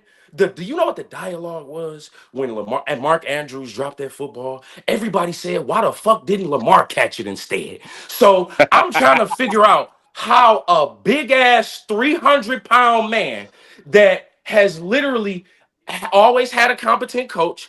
He's never won. The coach has never won under 10 games a season. He had the #1 pass defense this season. He had the best running back in football. He had a competent offensive line. I don't understand how. I'm talking about statistically. Statistically, everybody cares about stats. Because this previous conversation, all I heard was Dak Prescott's stats and losses. So now all I'm saying is that look, on paper, the nigga no Lamar Jackson, no Joe Burrow, no Patrick Mahomes, nobody that could have been an excuse for him to be in his way. Sean McDermott, whether he called the offensive plays or not, they scored 30 points. And if he just had two turnovers instead of 4, they quite possibly walk away from this planning for New England in the conference championship. But where are they at? On their asses. And nobody wants to. That's not true. I've been seeing more people. NFL media have literally protected this man so much. I seen Dan Orlovsky say the Bills franchise is cursed. I've never seen somebody be baby and coddled, a grown-ass 300-pound man being coddled by other grown-ass men in the NFL. I've never seen it. I've never seen a nigga say, oh, just forget about the 4 turnovers. They could have won this game on this one throw. It's bullshit, man. He's a fraud. He's been one. He needs a run game. He needs a coach that's going to limit his touches. You can't trust him in big moments. Trent, can I go? Finally, a nigga I can agree with. Finally. I have to go. I think JJ. Some of that shit was nasty. I kind of want to go. Niggas calling the Bills curse before. Come on, Bookie. Niggas been calling the Bills curse for decades. Yeah, I've been holding it back. I won't lie. Come on, Bookie. AJ don't get to apologize for disappearing for 6 months. The first thing he need to do is come back and claim. Yo, Jay, Bills 2 balls in a row. Yeah, I'm right here with you. Amazing. That nigga's a fraud. Bookie, I've been saying this for the last 3 years. We've been on this podcast for the last 3 years. Oh, Josh Allen this, Josh Allen that. Now Josh Allen better than Mahomes this, Josh Allen better than Joe Burrow that. Guess what? Y'all just sat there and watched none of the quarterbacks. Y'all didn't see Lamar. Y'all didn't see Mahomes in the playoffs. Y'all guy that y'all said last year that had the same, he basically has the same squad like last year. Yep. Came into this playoffs. Yep. And was not prepared to go and win the championship. Y'all called him the MVP last year for carrying this team. Saying, oh, he carrying the team. This, that, and third. He got Dalton Kincaid. He got James Cook. He can do all that. Guess what? When he made the playoffs last year and got smoked out, y'all found a way to say that it wasn't his fault. Now he showed up again. Got walked down by Big Bo Nix. Bo Nix on the line. Lost Bo Dizzle before that win. Talk about it. Y'all go. Can't win. Year 2. Year 2, Come on. Year 2. What are we saying? Y'all kept trying to say this team. I was hearing all weekend. Oh, this Bills team, this is their time to go to the Super Bowl. You know, he ain't got to face none of them people. Now he steps in there and he goes and chokes again. This is him. And so number one, I gotta get my victory lap. Do-rag. I fucking told you the Bills could compete with anybody in this shit. I told you that. Y'all niggas were, boy, JJ was watching you, Donnie. A lot of y'all niggas was making it seem like this Bills team. Oh my nigga, Travis Etienne might have 250 total yards. Them niggas get packed. Niggas play the Broncos. This nigga. Huh? Yo, Trent, in case you forgot, the Jaguars. Trent, You just lied. Trent, I never they couldn't compete. I already told you I would never pick a team that's that bad in the run. I was told you I would You never pick a just team. lied about the Pick them to win. Jaguars because the only reason they didn't run for that much is because they had like maybe 13 carries the whole game. So Shit, nigga, and nigga, they did it. The point is they average 8 a carry, Trent. So take that as you will. Nigga, they never said they couldn't compete. I would have. I just picked them niggas to win. I literally told y'all. I literally told everybody who was going against the Bills to literally say, "Yo, these niggas can compete with any team. It's going to come down to Josh Allen having to make plays." And this nigga choked. And at the end of the day, like the nigga choked bad. And you know what I told y'all about that accuracy, man. I told y'all about that accuracy, man. Who didn't choke? Hey, real quick, I just want to throw this little nugget. Give me 2 seconds. Real quick, 2 seconds. I got one little nugget that I forgot to throw in there. The Bills defense held the Broncos to 1 for 4 in the red zone. They did. They were 1 for 4 in the red zone. So anybody that's telling you that Bills defense didn't get no stops, it's a lie. They kept having to deal with short yardage situations because they quarterback could not secure the fucking ball and protect the football. No funny shit. And we was down our wide receiver too. Don't What forget. that nigga Josh Allen did before halftime is the dumbest play. That shit is that was really, awful. that shit is right up there with the Brett Favre pick in 2009 versus the Saints. Facts. It's one of the worst fumbles in the history. I've ever seen. No. It's the worst play ever. Bro. No. You're guessing now. I done seen some bad shit. That Brett Favre shit got it. Trent. Bro, that man, Josh Allen losing the way he did now without all them, that junk as sweet as eating grapes, bro. I'm not even kidding. I was sitting there sitting back on my island like I am right now, just eating grapes, nigga. Watching that junk, going crazy. Eating grapes, nigga. Watching him sell the game. Donkey Kane, wide open. You know what I'm saying? All he had to do, he's right there. The game is over with. All right there. Great, nigga. That don't hit different, bro. Are we having Bo Nix combos? Are we gonna have some nasty combos? No. We're having it. No, because Justin Herbert, y'all came for that. How is Herbert better than Bo? Tell me now how is Herbert better than Bo? All right. And what? Touching, by the way, that game was up there. He played good. I'm not hearing it. I know the nigga Herbert is a ass player performer. Beyond what ass. What you're not about to do is you bring up polar bears. That's what we're not going to do. Bo is not a polar bear because Bo had bad moments in that game, by the way. I'm not gonna lie. Yeah, Bo Nix did not play perfect. BK, you literally hate on Jalen Hurts all the time, and now you're gonna talk about fucking Bo Nix. You got it. Oh man. The fuck? Like, come on, bro. Wow. DK, you being weird, bro. You being weird right now. How's that being weird? You being weird right now. Bo Nix and Jay on the same nigga. Come on, man. What do you? I said Bo is better than Herbert, and I stand on it. I stand. Well, on it. So Bo better than Herbert. That means who else he better than? He got to be better. I guess so. Bo better than Dak Prescott. Better than Hurts too. Did I just hear that shit correctly? Because I didn't want to mention the name again. No, so I say get Bo Nix slandered. is better than Dak Prescott. Say it. He's better than Dak Prescott. I say No it too. way. What the fuck? That nigga Bo Nix even play a right, can we get back to fantastic Josh game. Sean Payton just I ain't want shit to slander no Josh more. Allen some more. He on Sean Payton ain't nobody. By the way. But what? What was you about to say, B? Go ahead. But yeah, y'all hit the nail right on the head. I ain't gonna lie to you. The way Josh Allen played, bro, that's not how a top 3 quarterback should play, dog. Like the one pick that it was kind of a ticky-tacky kind of play. I mean, you know what I'm saying? That one pick wasn't that bad to Brandon Cooks. To Brandon Cooks. Yeah, to Brandon Cooks. That one, yeah. No, I can't do that, B. I can't do that. No, but hold because on, he undershot him. I can't do that. Hold on. But that first pick that he threw, when Bo Nix literally threw a play before, bro. Like, and you inside the 30, what are you doing, bro? Like, Josh Allen should not be making those type of bonehead plays. And the fumble, like you holding it like a baseball at the end of the second half. Like, I mean, at the end of the first half. Like, bro, what are you? That is the most bonehead play I've ever seen in my life, dog. Like Josh, funny because that's how he really told the. That's how he really told the. That's how he runs. That's great. That's literally how he runs. Yeah. You ain't Denver was just smart enough in a playoff situation. It's basic football. If you ever played football in your life, you know you hold it in the crick of your damn bicep, high and tight. Like, what are we doing? You should not be holding that shit like a baseball. It ain't no fucking baseball.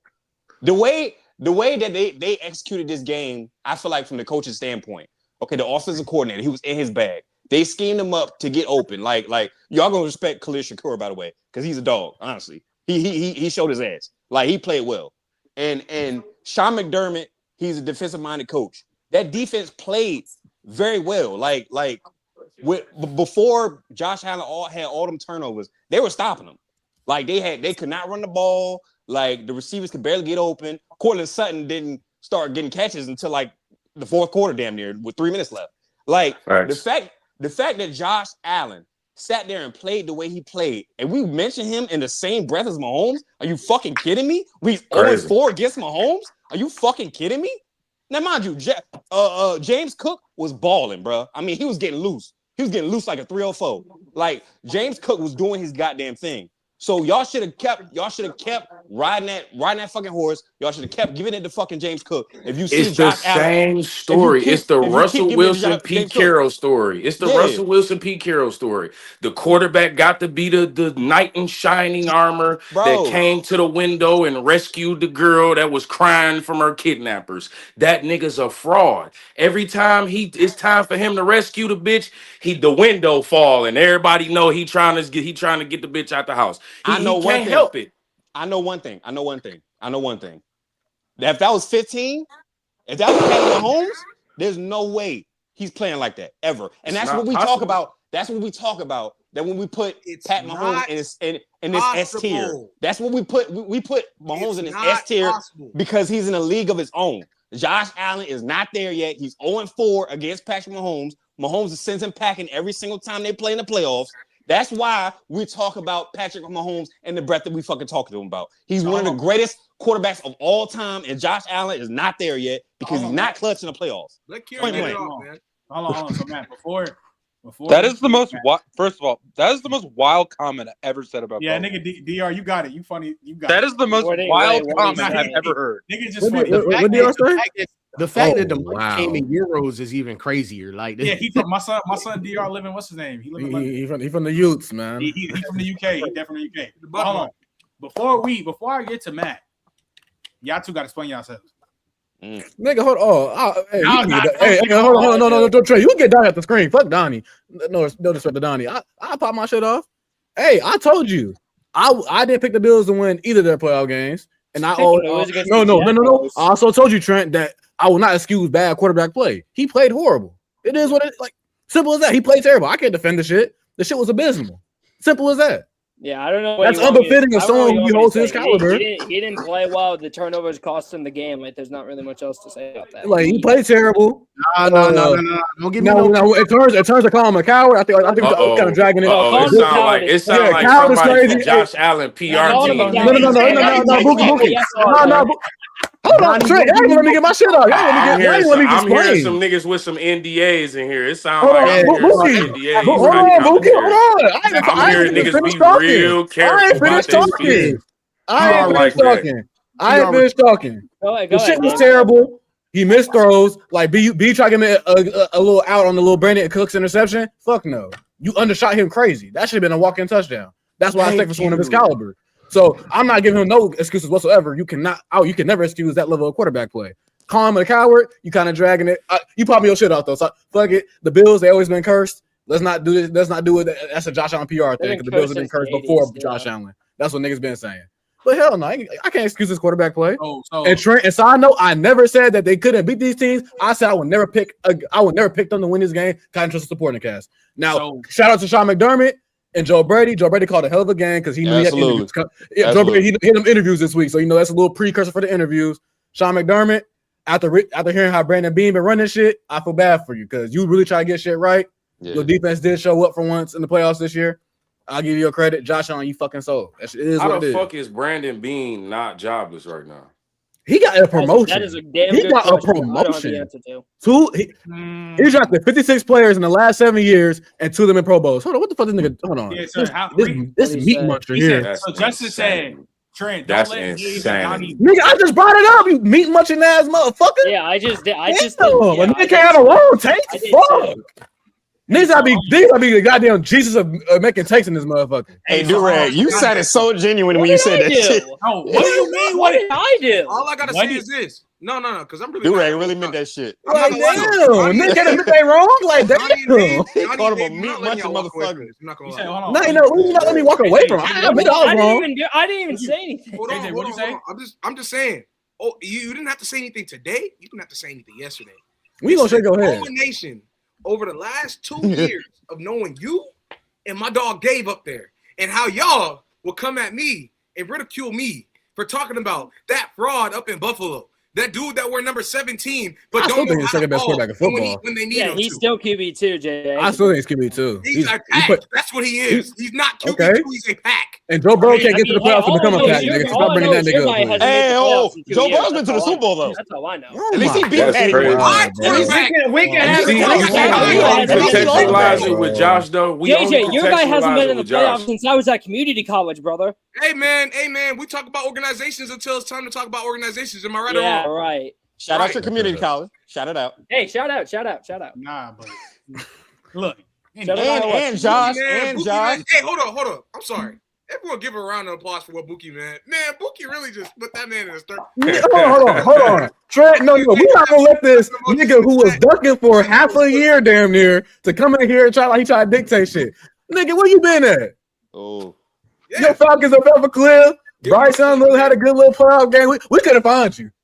Hey, I'm chilling, bro. Wow. Must take. Yo, Dave, I'm gonna let you know something right now. Yo, Dave, I'm gonna let you know something. If the Rams win the Super Bowl, we'll never see JJ again. Last time I heard from JJ, bro, we was having debates about Clemson and Miami, dog. And now all of a I'm gonna say, niggas lucky Miami lost because JJ will not be on this panel right now. Miami won the game. Anyways, hold on. We're not gonna get too. Man, my watch has been going good. We can get on JJ ass before we leave. But my watch has been cooking, man. But Matt, you raised your hand. What you got to say? Go ahead, man. Yeah, no, I've been like very quiet this episode. Just in case, Trent. I'm just listening to what y'all have been saying, right? And I'm not defending Josh Allen, right? That what just happened, inexcusable, and we like obviously that caliber of a quarterback to play like that. The fact that we've had this conversation, this slander sesh for so long, right? Yeah. So, I have a feeling I know what that was going to be, but I'm gonna keep it pushing. The fact that we've had this slander sesh for so long should tell you the standard that we hold Josh Allen to, and he failed it. We're holding him accountable, right? But here's my thing, right? Patrick Mahomes has spoiled us into thinking that is the expectation all the time.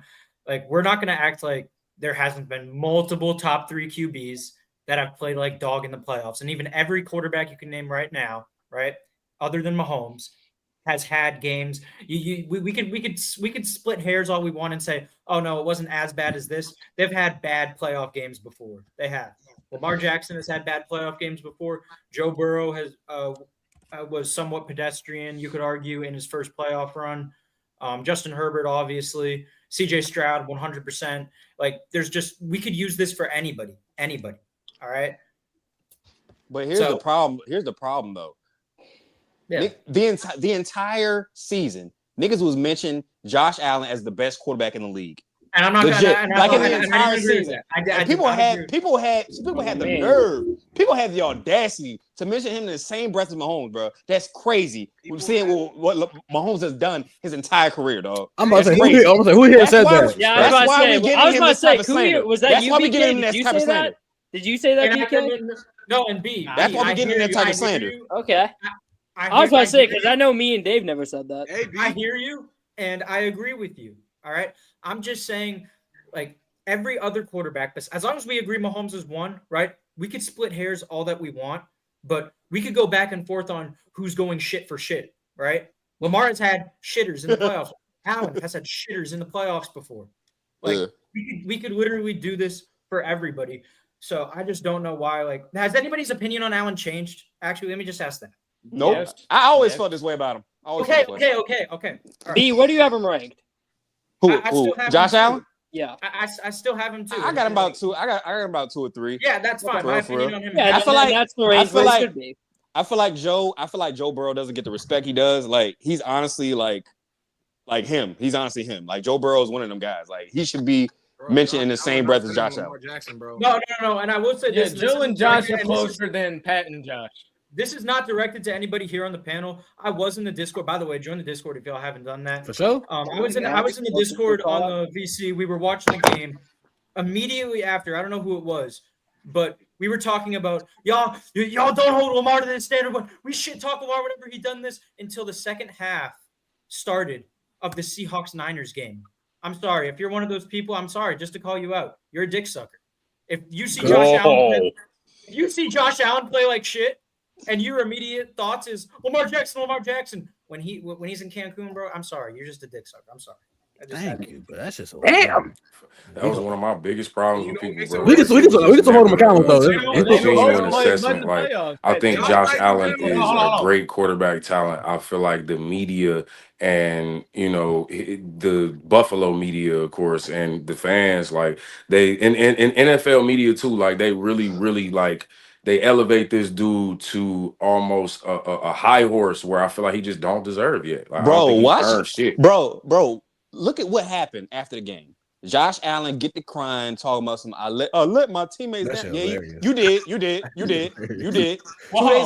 2 days later, Sean McDermott's fired. Now, if you wanted to fire him, he didn't get fired. He didn't get fired. No. Listen. He didn't get if you fired. wanted to fire him 2 years ago. Fire him last year. Well, niggas been saying that though. But to fire him now, like it feels like a kind of a cop out. Feels like a scapegoat. No, I know the reason why McDermott got you know what I'm fired. saying? Like, if you want to fire him 2 years ago. Like, what are we doing? No, I ain't gonna, but all the shit that's coming out of Buffalo right now about Brandon Bean. Yeah, it's a lot more than Josh Allen right Brandon Bean now. is the reason Brandon why. Bean should be gone too. Brandon Bean's the reason why he got fired, though. I'm not gonna lie. I think Brandon Bean should have been fired more than Sean McDermott. 2 Pro Bowl draft picks in 7 years is crazy. Yeah. For real. Saying, kick me. I don't even like Josh Allen that much. And let me tell you, just like how I said you're a dick sucker, if you immediately think of Lamar, Dan Orlovsky is a bigger dick sucker than any of those guys. This man. I don't know. Chase Daniels got some Hall of Fame knee pads from that tweet. Hey, Bookie, I don't know if you even remember this, bro. No, hold on. JJ, hold up. This You and Josh have the same hair. He went on live television. He went on ESPN and blamed Josh Allen's offensive line for not jumping on his dumbass fumble at the end of the second half. That's the biggest. That is he did that. Oh, yeah. That's insane. I heard that too. That's wild. Bro, but this is not even. It damn near make you question that nigga sexuality, man. When I heard that shit, I said, "There's no fucking way. You found a way for it not to be this nigga. You found it." Maddie talking about this? Hold on, JJ. Because it's going to lead towards it. I think it will. Just for a full circle moment. Durag and Donnie, do you now agree with me and JJ when we say that nigga's the NFL Golden Boy? In terms of ESPN, if I hear shit like that, hey, that's crazy. No, he got it. Yo, Donnie, so what he say? What he say? I'm gonna go. Stop. Can I go? Because I was actually gonna bring that up into my point. Kieran, do you agree with that now? Okay, let me just go. Okay, Josh Allen, love you as a dog, but why the fuck are you the Chris Paul of the NFL?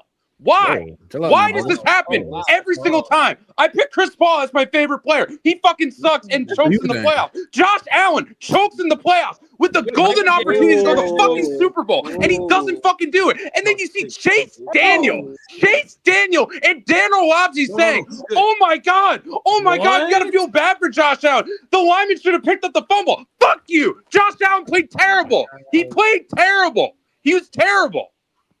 I'm done. JJ, that's crazy. JJ, you know what? No. Listen, JJ. I'm sorry I said anything. I thought the media was fine with Josh Allen. No, you were right the entire time, bro. Trent, you were right the entire time, bro. I'm done with it. I'm done. He's dead. He's dead. It's dead. Kieran, you can't be mad because you put a Josh Allen jersey on. He put horse shit. That's a Kieran curse. That's a you thing. You gotta figure that out with you. You know what?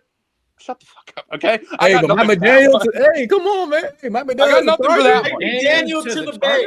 Yo. Chop those on the grill for that. Yes, sir. We gonna get to that. Put money on the Chargers Super Bowl if they keep Jesse Minter.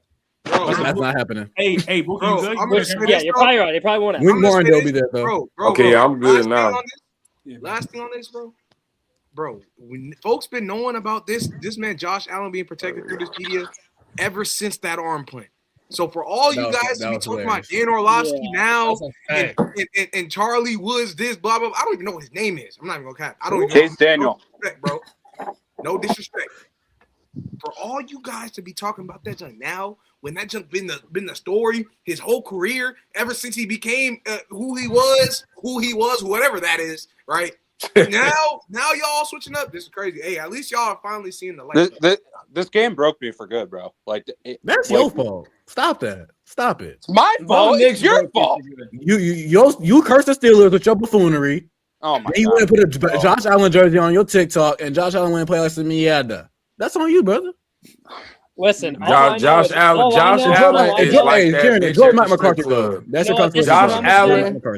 Josh Allen is that bitch at the strip club that you try to wife. Yo, Josh Allen is your first experience finding out. That's your first experience finding out that the BBL and the no waist, the fat ass big titty. That's the first time you find out that shit don't mean nothing because that bitch is a horrible person. So that's all it is, bro. Hey, can I ask you something? Where do you have Josh ranked, man, in your top 10? Where's he ranked? What's sad is I got Josh Allen interchangeable between 2 and 3. I think him and Lamar inconveniently go back and forth between 2 and 3. And honestly, if Burrow ain't been healthy, that's why I haven't like really interchanged him out of the top 3. But Burrow's still in my top. I would rotate him in and out, but I really think it's between Lamar and Josh for that second spot, bro. And I don't think it's at all a big difference between the two. I really don't. No, it ain't. Nah, you ain't lying. I've been. What you gonna say? I've been watching y'all for a couple years. I've been watching y'all for a while. When will y'all admit that you guys were wrong about? I think if it's Dave, when will you guys admit that you were wrong about Bo Nix? Because I said I was wrong. I said I was wrong. Hold on. I can say I was wrong about it. What was said about Bo Nix, please? Enlighten me. I mean, BK say he been nigga. We know how we used to talk about Bo Nix Sunday. I thought he was really gonna be like leashed by. I think however far Sean Payton could scheme them offensively was as far as he was gonna go. But he made some throws that I feel like. Yeah, his scheme got to do with it. Like you anticipated the nigga gonna be open, but you still gotta make the throw. I think he showed that he can be an excellent game manager. Like I think he could really reach that upper echelon, that top 15 area quarterback. I think especially at Oregon. So wait, Dave, you gonna answer the question?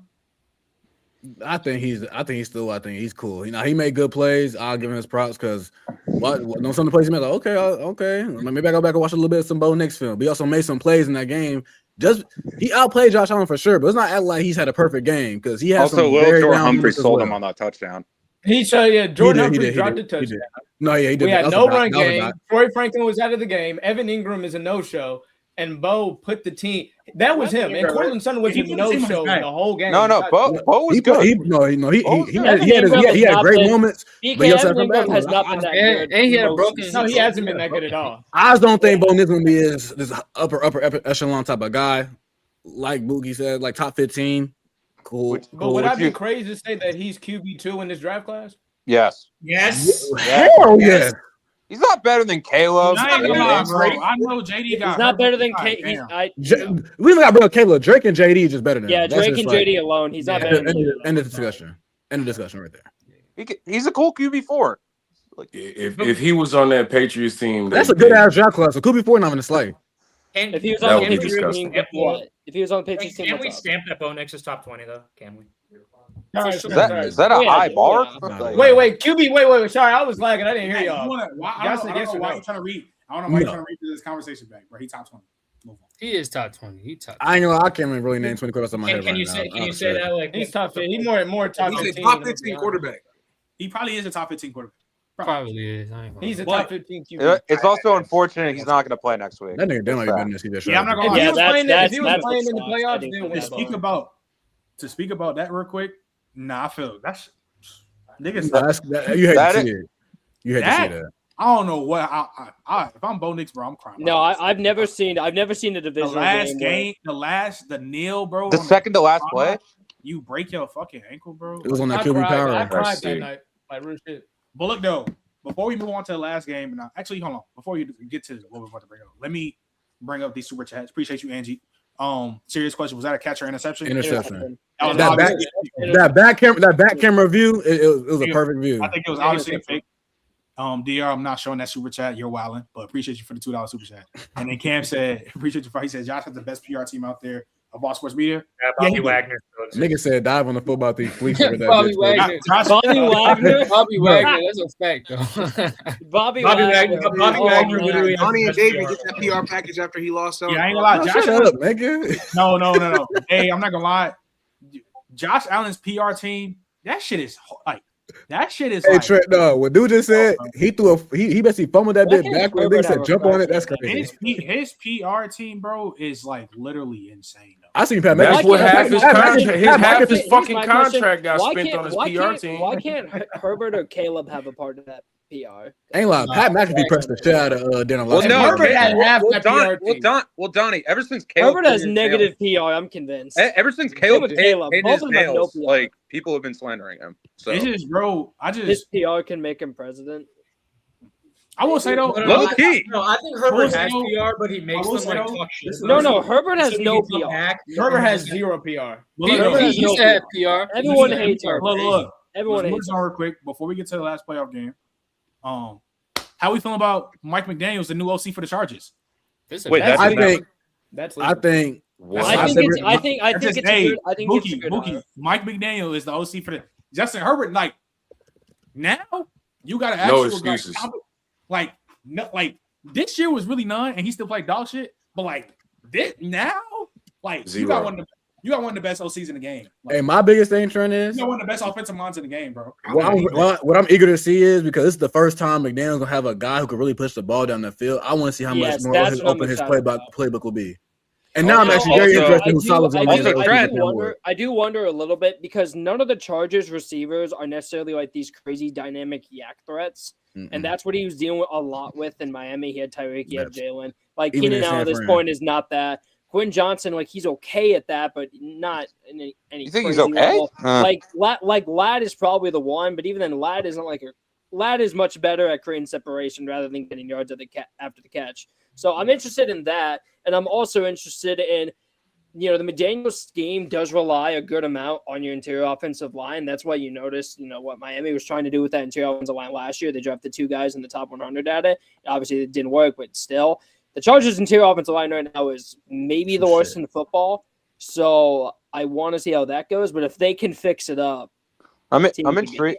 I'm intrigued how he uses Amari in Hampton. I just want to see how Herbert looks in a Shanahan-style offense. And I also want to see who their new DC is going to be too, Trent, because Jesse Minter has been doing a lot more than what the talent has been. On defense. No Greg Roman, no excuses, Herbert. That's all I have to say. I think they get another receiver over there too. They got to fix that O-line, dog. I'm not going to lie. That O-line is awful. Oh, I love this move for them. I mean, this is a beautiful move. I'm down on Greg Roman. Never been a Greg Roman guy. I'm a Ravens fan, so I had to deal with him for years.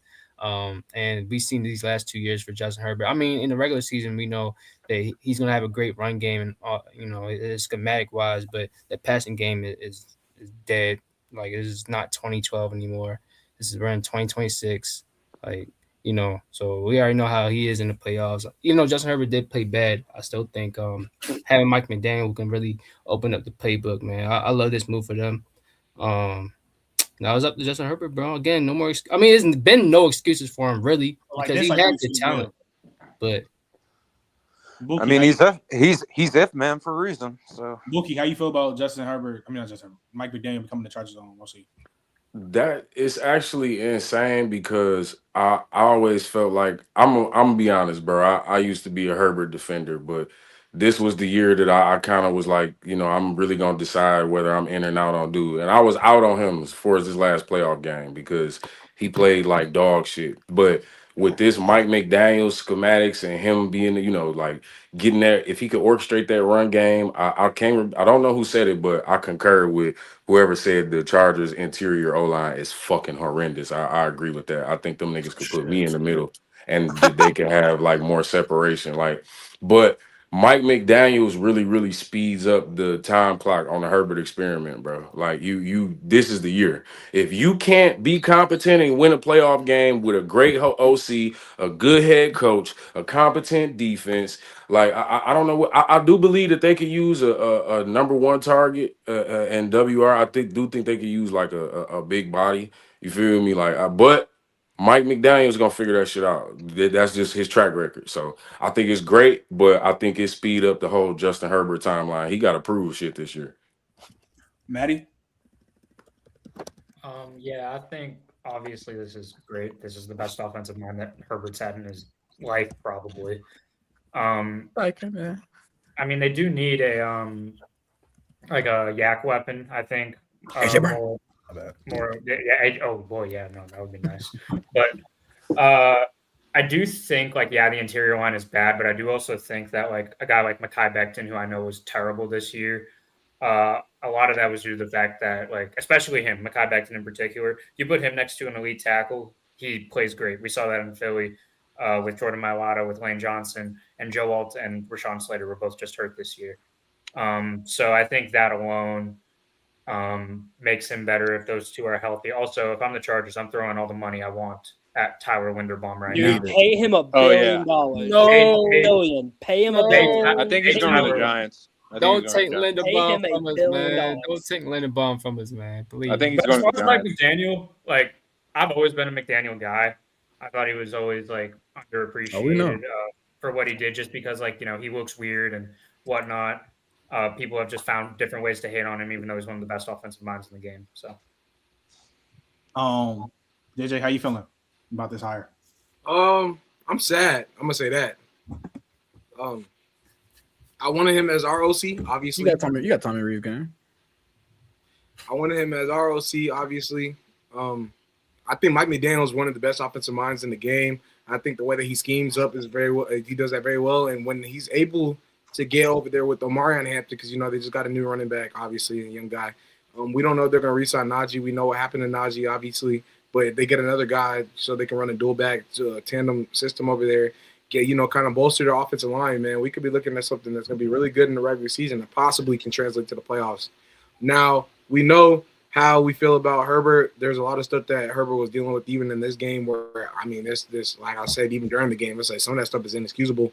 Missing guys wide open downfield, and that kind of stems from him being antsy in the pocket because of the fact that he doesn't have that kind of help up in the front. And obviously he also gets tense in the playoffs anyways. So regardless of that fact, I think Mike McDaniel can help mitigate some of that stuff, especially being able to once him and Jim get together and they kind of go and bring new guys in to bolster that offensive line.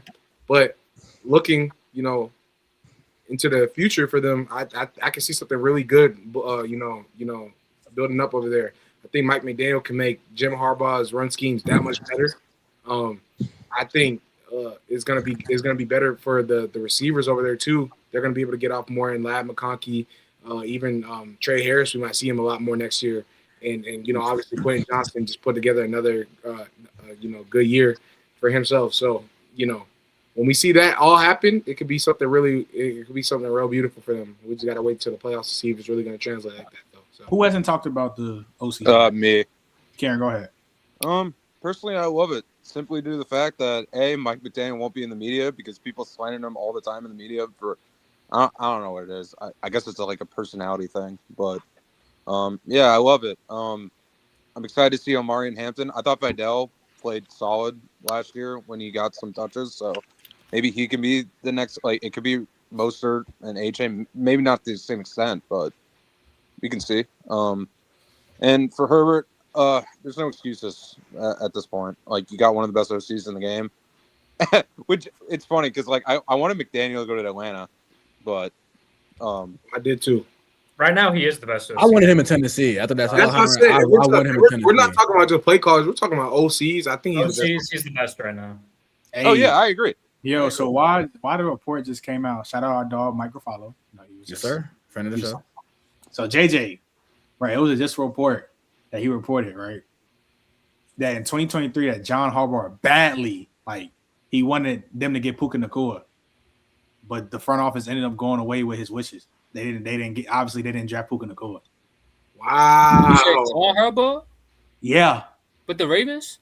Yeah. He heard. Yo, screenshot that and put it up here. Hold on. That's crazy. Let me go. Lamar and Puka. Oh my god, bro! And mind you, they could have gotten Zay. They could have, 15 receiver. mind you, they could have gotten Zay and Puka. Nah, that's nasty. I'm not gonna cap. Nasty. They Bro. could have gotten Zay. If and that's Puka. if that's Hey true, Trent, you just hurt my heart with that one, bro. My Bro, I heart just can't. stunk. That's why I just said screenshot it and just pull it up. Yeah, but I feel like, bro. Yo, Donnie, you think you can do that? Because, bro, my shit is tweaking. I'm trying to, like, I'm literally on the post. Dude, what? I just got back. what is it? The Koska? I think it's on JP Football. So, bro, Mike Ruffalo made a report that they wanted the Ravens in 2023. They wanted Puka Nacua badly, like badly. Oh, that's on Twitter right now. I'm about to look at this shit right now on Twitter. I'll find it. But Damn, Puka, they wanted Zay, and Rashad. Oh my god. Yeah, that would be OZ. That'd be yak on yak. That'd be crazy. But this is the problem that I'll be having with the Ravens, bro. Because like, what? That's front office issues, bro. Like I ain't gonna lie, bro. Blocking some shit like that. I mean, in reality, I got it. We seen how your front office was moving when they was talking about the firing of John Harbaugh. Like, Oh yeah, for sure. I have a question. You guys They think? called him. They even Look. It literally says John Harbaugh badly wanted the Ravens to draft Puka Nacua back in 2023, but the front office ended up going against his wishes. If he got his way, Puka Nacua would have been the Raven. Oh my! Can I be honest? Damn. Hindsight. Like I feel like I've heard the same story about That's other fair. coaches and other players. I've heard this like 7+ times. So, But the thing is, though, I it just can don't be like when Steve Wilkes goes out and says, "Oh, I wanted Josh Allen," or when Brian Flores goes out and says, "I want Justin Herbert." Like to me, it's like, okay, I can believe you, but like, show me proof. But it's like hindsight 2020. How they gonna show you proof though? All I'm saying is hindsight's 2020. No, the Flores shit, I believe the Flores shit. But I believe, man, the Flores, I can understand. If the head coach is, really But big, like on this, person, I'm not buying this. I'm not gonna lie, Donnie. I think, but the thing is, though, you don't have to take their word for it, but it's more than likely that they're not. Why would they sit there and lie about it? And if they did lie about it, let's just get that out the way. Why would they lie about that? But even if they did lie about it, because it's a 6th round rookie. Hold on. If they did lie about it, the thing is, especially with the way the Ravens is looking right now, their owner wouldn't even care. He would literally go out and flat out say that's a lie, right? He'd go and contest that because of what he already said about John Harbaugh when he got fired. So for me right now, my line of thinking is, look, if you don't want to believe him, fine. That's fine. It doesn't matter because it's just at the end of the day, it's still speculation. There's no full validity to that unless they can show you a full screenshot or piece of paper where he had it listed or whatever. But the reality is that these coaches are still doing their due diligence. They're still looking for these players. So obviously, if he saw Puka Nacua, whether or not he's a 6th round guy, there's players that people see all the time that are 5th round guys. People saw Antonio Brown and said that he had they thought he had issues mentally or whatever. Questioning him and his character issues. But at the end of the day, they said they would have drafted him higher if it wasn't for that, because they saw how good of a player he was. Same goes for George Pickens. And so I'm not gonna say that I don't believe that. Is all I'm saying. Exactly. That's why it's like.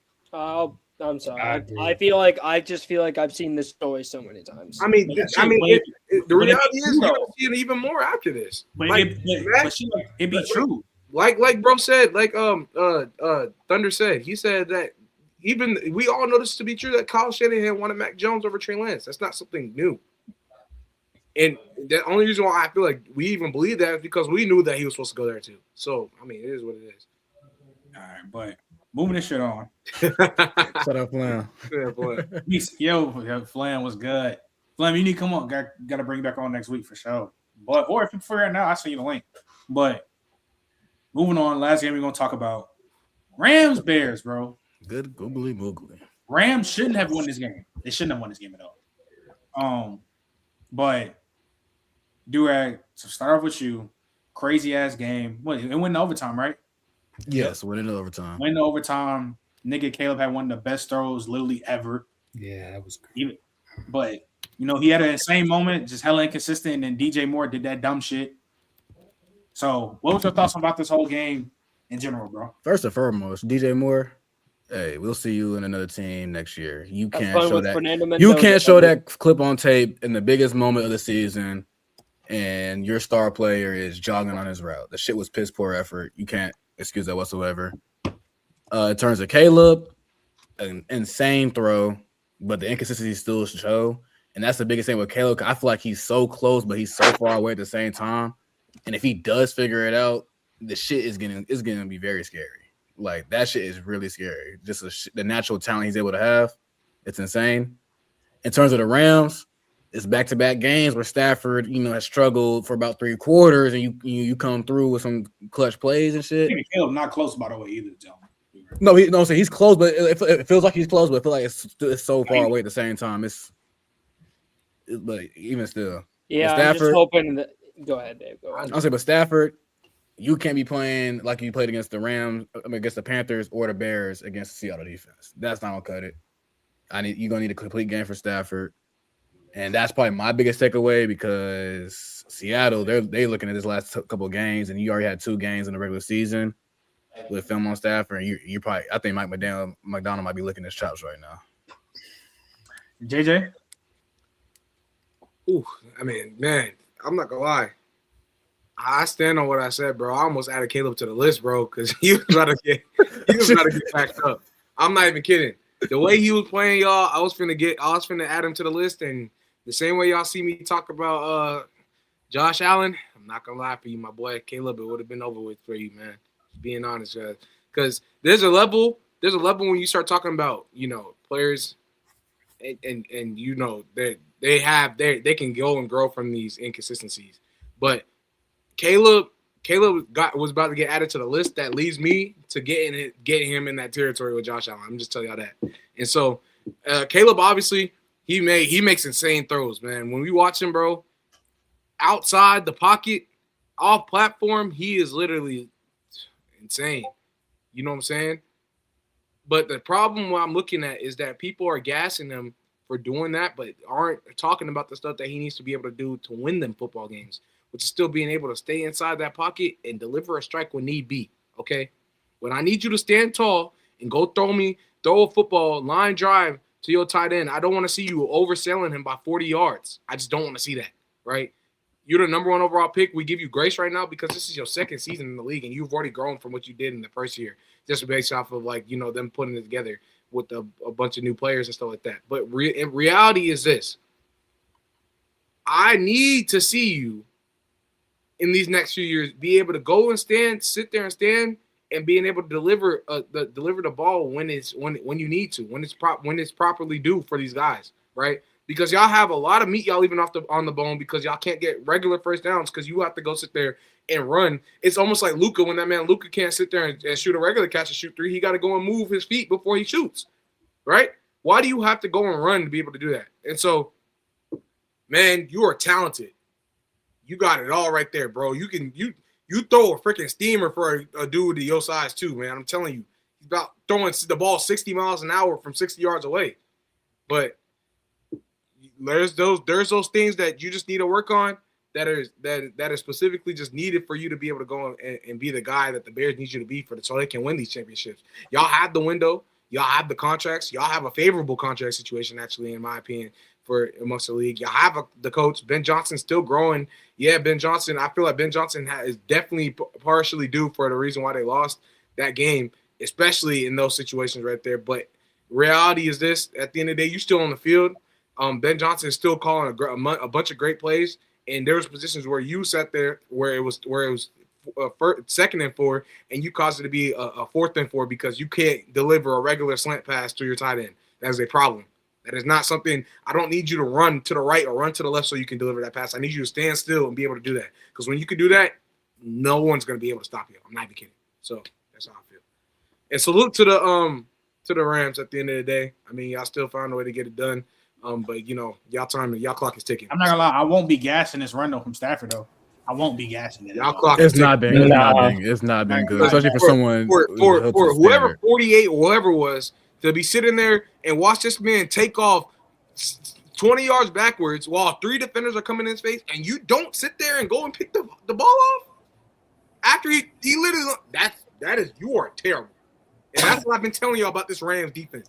Their secondary is chop terrible, and y'all just keep letting it slide. F dot. Yeah. No, I think everybody basically hit on the head. I think JJ hit it on the head with Caleb and his inconsistent play. Matthew Stafford has been very mid these last 2 games, like really bad. I mean, the first game he was really bad. The first 3 quarters he was terrible, like terrible. They damn near should have lost that game. And then this game he was just again mid. So hopefully again Seahawks, he can't play like that. That inconsistent play against that defense, they're gonna be ready to play, and it's gonna be in Seattle. So he's gonna have to come to play.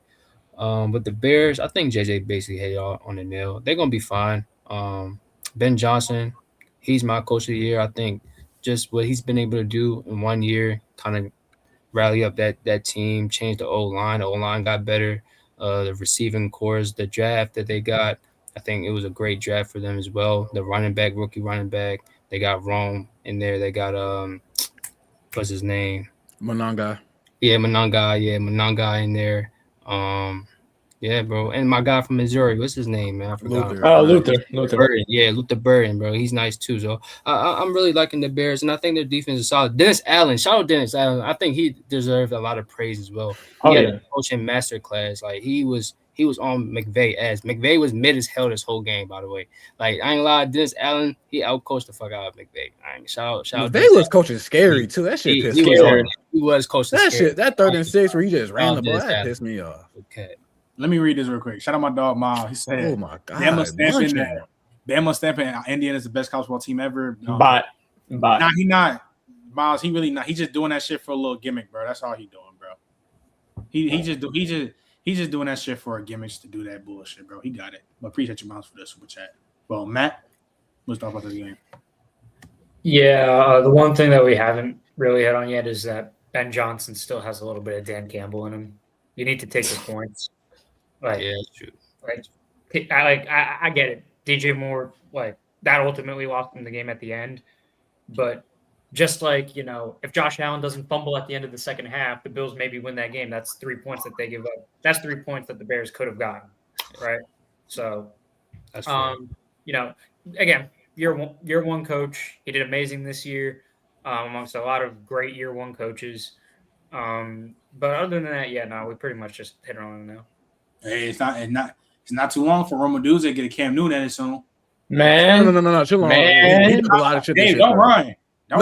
He was BSing. Hey, it's not too long. It's not too long for Roma Dudes to get a Cam Newton. See, that's nasty though. He had the leg injury, then he had a nasty foot injury that left them out the last 5 weeks of the season, and then he just got after the playoffs. I'll give him grace. I'll give him slight grace for this season. Grace, but your pops talking all that shit the last year. Yeah, his pops talking crazy. His pops talking crazy as hell. He gonna get a Keon Coleman at it real soon. He'll add chill out. We ain't gonna do that. I ain't gonna chill out, nigga. Chill out. He ain't Keon Coleman. What was your thoughts about this game? What happened? What was your thoughts about this Bears Rams game? Kind of what everyone else is saying. Like Caleb, I really hope this isn't Caleb forever, and that it's just so much highs but so much low.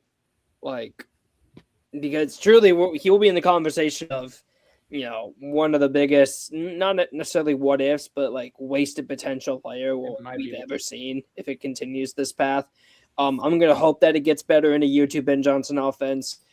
He has a lot. He continues to have those insane highs that honestly not a lot of guys can make those plays that he's making. Like maybe like that shit Danner 101. That shit is insane. Yeah, it's like not many guys are able to pull off the stuff that he can. And considering truly, it's remarkable how talented he is. I mean, that's why I had him QB1 because, he was this talented. But at the same time, the reason I didn't call him a generational quarterback was because I knew that there would be flaws to his game. And I'm hoping he can fix them because if he can, holy shit, he is going to be insane. But he's not there yet. BK? Yeah, I mean, y'all hit it on the head. I had them winning this game. I was devastated when DJ Moore showed the fuck out of him by just half-assing his route. Just like the most egregious play of the playoffs, besides Josh Allen's throwaway. But, like you said, if Caleb can just become a competent or even good pocket passing QB, he's going to be like such an issue because this out of structure play is literally like one of one, if not just with Mahomes. Like it's so special. So yeah, the Bears would be all right. And Stafford, yeah, nah, that time's coming. Got to be better. He might have to pack it up, man. Yeah. Yo, is that Caleb throw a top 10 throw ever? Top 5 in the NFL? I don't know. On the top of my man, that shit's insane. That was running backwards 20 yards off to the non-dominant sign to flip your hips with 3 people in your face and slide it on the first row. And it was the degree of difficulty is insane. I just don't got a lot of throws. Just off a few throws that off the top of my head is Caleb shit. There's 2 Aaron Rodgers. The Aaron Rodgers throw, I think it's 2014 versus the Bears. He did all that scrambling shit. Oh yeah. He got the 2016 one when nigga threw that shit to the tight end on the sideline versus the Cowboys. Patrick Mahomes had one. Yeah. So you're telling me it's up there with all of Aaron Rodgers. Got it. I'll just say Aaron Rodgers probably got like so Aaron Rodgers. Patrick Mahomes has a couple. Patrick Mahomes has a couple one. You got the Big Ben Super Bowl throw, bro. So there's some throws, but that motherfucker, that throw Killer made was. I don't know if y'all seen this one David McNote. I don't know. I'd give him a lot of flack. He had crazy. Dave, this nigga Donovan has a crazy. Yeah, bro. It's literally like some Caleb shit, but it's an 80-yard bomb. I'm not trolling. Like it's. I feel like I've seen that before. Bro. I believe in that. He scrambled around like 10 yards. Bomb that. Like, that shit was crazy. That shit was crazy. That Caleb pass against the Packers was nice. Russell Wilson throw to Doug Baldwin. Niggas running left. Throw that shit. Yeah. Russell Wilson got that. That's the Mario Manningham. I ain't gonna lie. That Caleb throw might be up there though. I'm not gonna lie. Just with them head though. The fact that they lost that throw. The best throw of my life is the one where he hit against the Bears, where he was like, his legs were in the air. Hey Trent, that nigga just hit it. Or was the like, and I still think the parallel pass, even though it wasn't completed, I still think the Mahomes parallel pass is still up there too. The Drake made one wasn't. That was Boutte. That was Bo Nix to Marvin Mims versus the Bengals. Like I think it was last year. That niggas didn't watch that throw. The fact that Caleb lost that game, though, I feel like that throw gonna get lost in the sauce. That's why I hate DJ Moore so much. Oh yeah, that the one he's falling down. That shit was Anthony, that nigga slipped. Yeah, that bomb was crazy. That was crazy. That shit is ridiculous, bro. I'm not gonna lie. That AR throw was nuts. That shit was. I'm pretty sure, and I don't know if I'm allowed to say this. I'll just say it anyway. How PFF like charts like throws and whatnot, and how they grade it. The highest grade that PFF can give out. Like, to put into perspective of how hard it is to get that level of throw, I'm pretty sure in PFF's history, there's only like 18 of the highest possible graded throws ever. I don't know all of them, but the one I do know is that AR throw is one of them. That's crazy. Yo, Justin.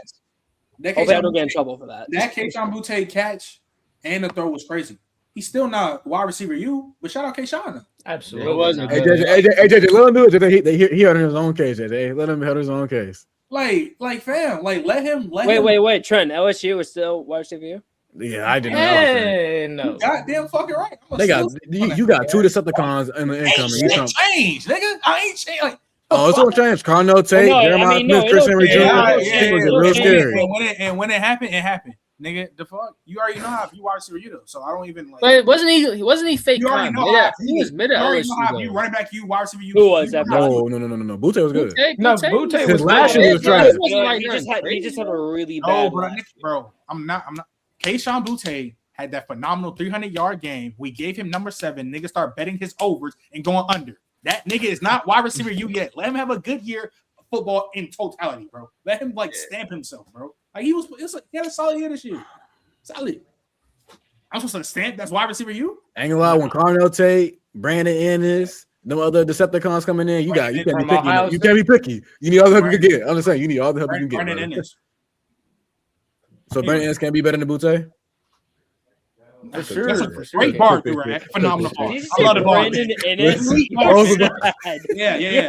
I'm just saying, you need all the help you can get. So I'll take what you can get with LSU versus you. That's a great bar, Durag. Take what you. I'm saying, take what you can get. That's all I'm saying. Just putting up Julian Fleming at that point. I'm like, what are we doing? Like, what? That's nasty. He good from that little situation. Look, let's get. I'm gonna say it again. We got 138 people in here. Appreciate y'all. Make sure y'all keep liking sub. I think we like 190 subs, so like 3K.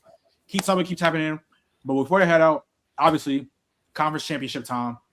Do these shits real quick before we head out. So, Durag, start with you. Well, actually, pause.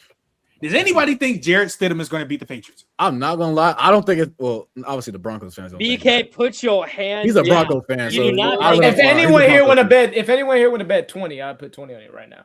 Bet right now. What are you looking at? You think the Broncos gonna beat the Patriots? Yes. Say no more. No. I'm a Pats fan. I got you too. 20 down on that. You want 20 as well?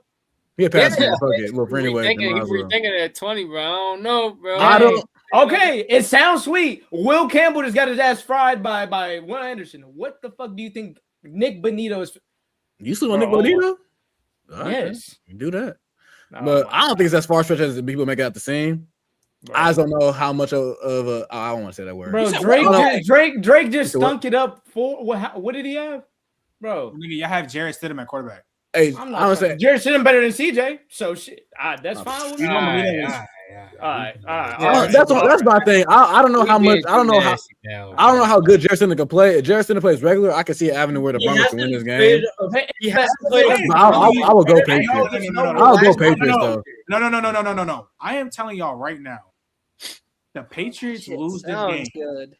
This nigga will be the most unbearable Negro on this earth. Y'all niggas are trolling, right? For what? Please be here. If the Broncos beat the Patriots, do you know how unbearable JJ? Why? What do you mean? What? Explain it to the chat, Trent. That's what I'm trying to say. Why? Explain it to the chat. JJ's not a Patriots hater, but like, bro, he's just gonna troll niggas. So again, if Drake it's because the Broncos and Manny will be Manny will be the biggest unbearable thing on this human earth. And if y'all let a backup beat Drake May and I'm not moved by a bot top for Manny though. So bro, I don't care. The Patriots is way better than the Broncos right now. Especially with Jarrett is a stretch. It's a stretch. With Jarrett Stidham at starting quarterback. Oh, you're right. With Stidham, then yeah. Yes, there is. So then, if I'm saying that, then would you guys have picked the Broncos if Bo was still healthy? You said what? Probably. I think I would put the Broncos. Probably. You have Jarrett Stidham at quarterback. I think for me, it's just the element of surprise. There's no real tape this year for Stidham, and I think Sean Payton's teamed that up. That could be a factor as well. But I'm still saying you'd rather play Malik Willis than Jordan Love. Yes. Well, that's because that's different because Jordan Love was healthy. That's just Bo broke his ankle. JJ. Okay. Does anybody have the Patriots losing? I think there's definitely an avenue for them to lose. I'm gonna take that 20. I do think we're underrating the atmosphere of Mile High though. Like there's a reason why a lot of teams do struggle in that stadium. But I still think the Patriots are going to win. I'm not gonna lie, that stadium post shit sounds so good. You got Jarrett Stidham at quarterback. It sounds so good that Josh Allen just folded up under it, but we're thinking, hell no.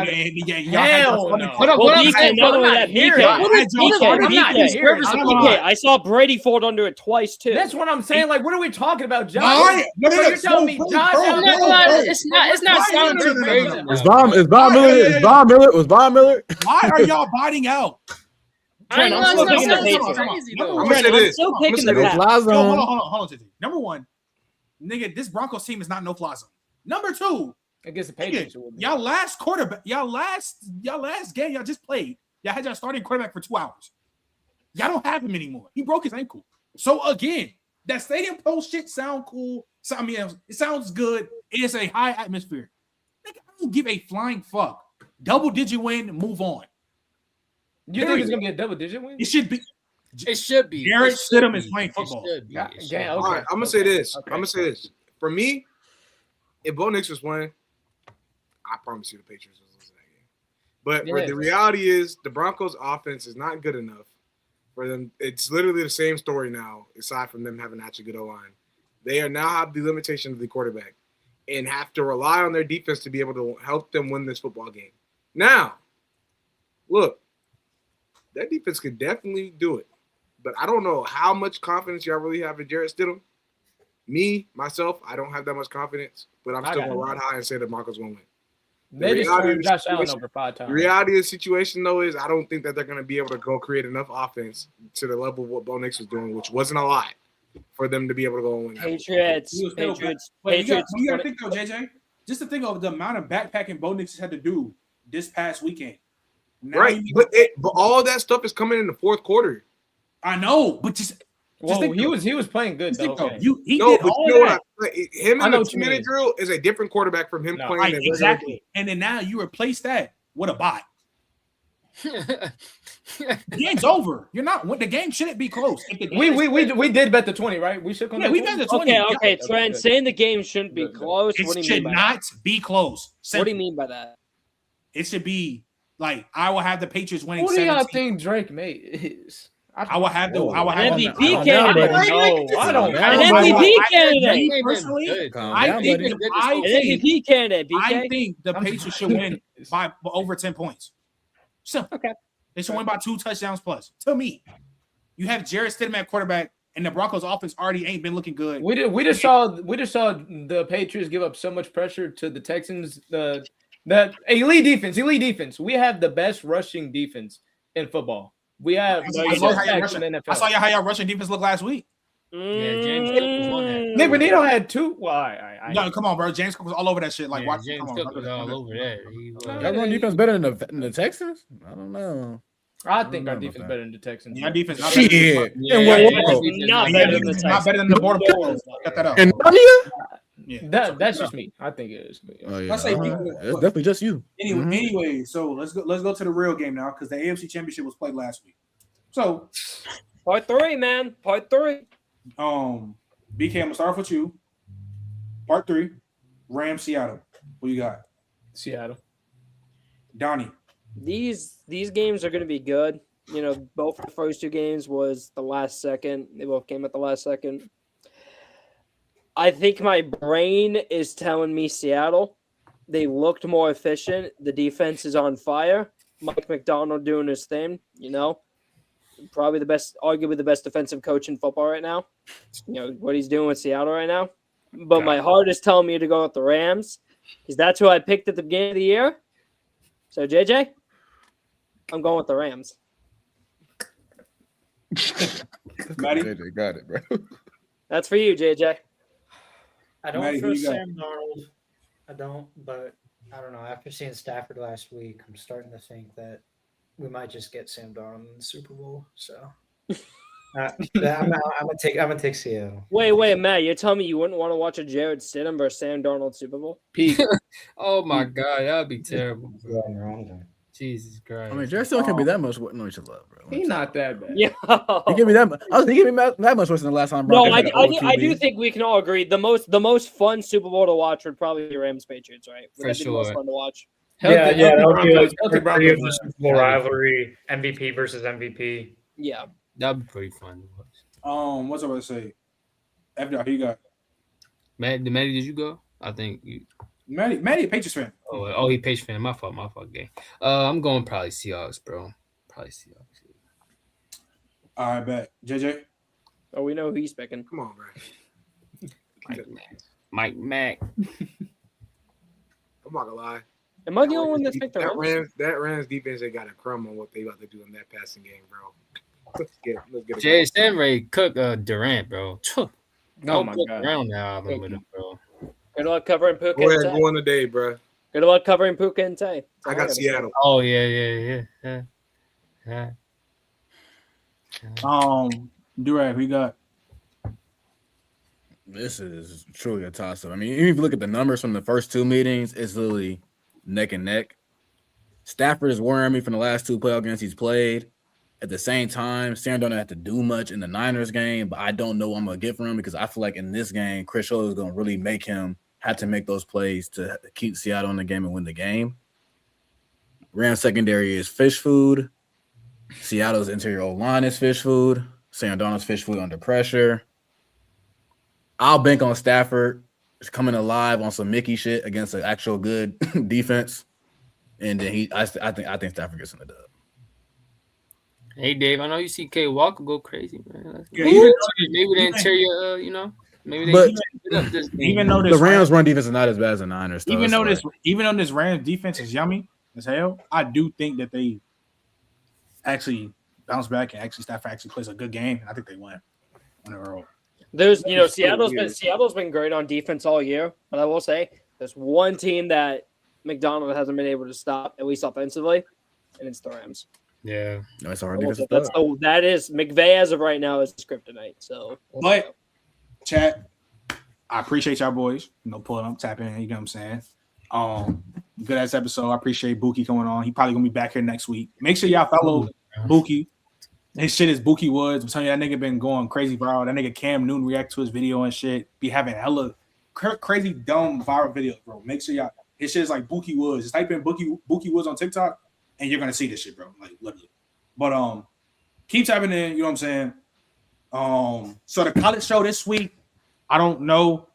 We're gonna do a natty recap, obviously, but I don't know the day. Yeah, mock draft. We'll see. We'll think about probably that. because tomorrow I gotta head down to Dallas and be there for the whole weekend because outside of my grandma's funeral, I'm working media for the East West Shrine Bowl, so I'll be down there for the entire week. Probably get some interviews. I'm gonna interview JJ Goat and K Klubnik. Get some more other people. See they tap in on Flag on the Play. That's gonna be cool. But make sure y'all join the Discord. I think the shit is still pending here. Join the Discord. If not, I'm about to send a Discord link again. Make sure y'all boys join the Discord.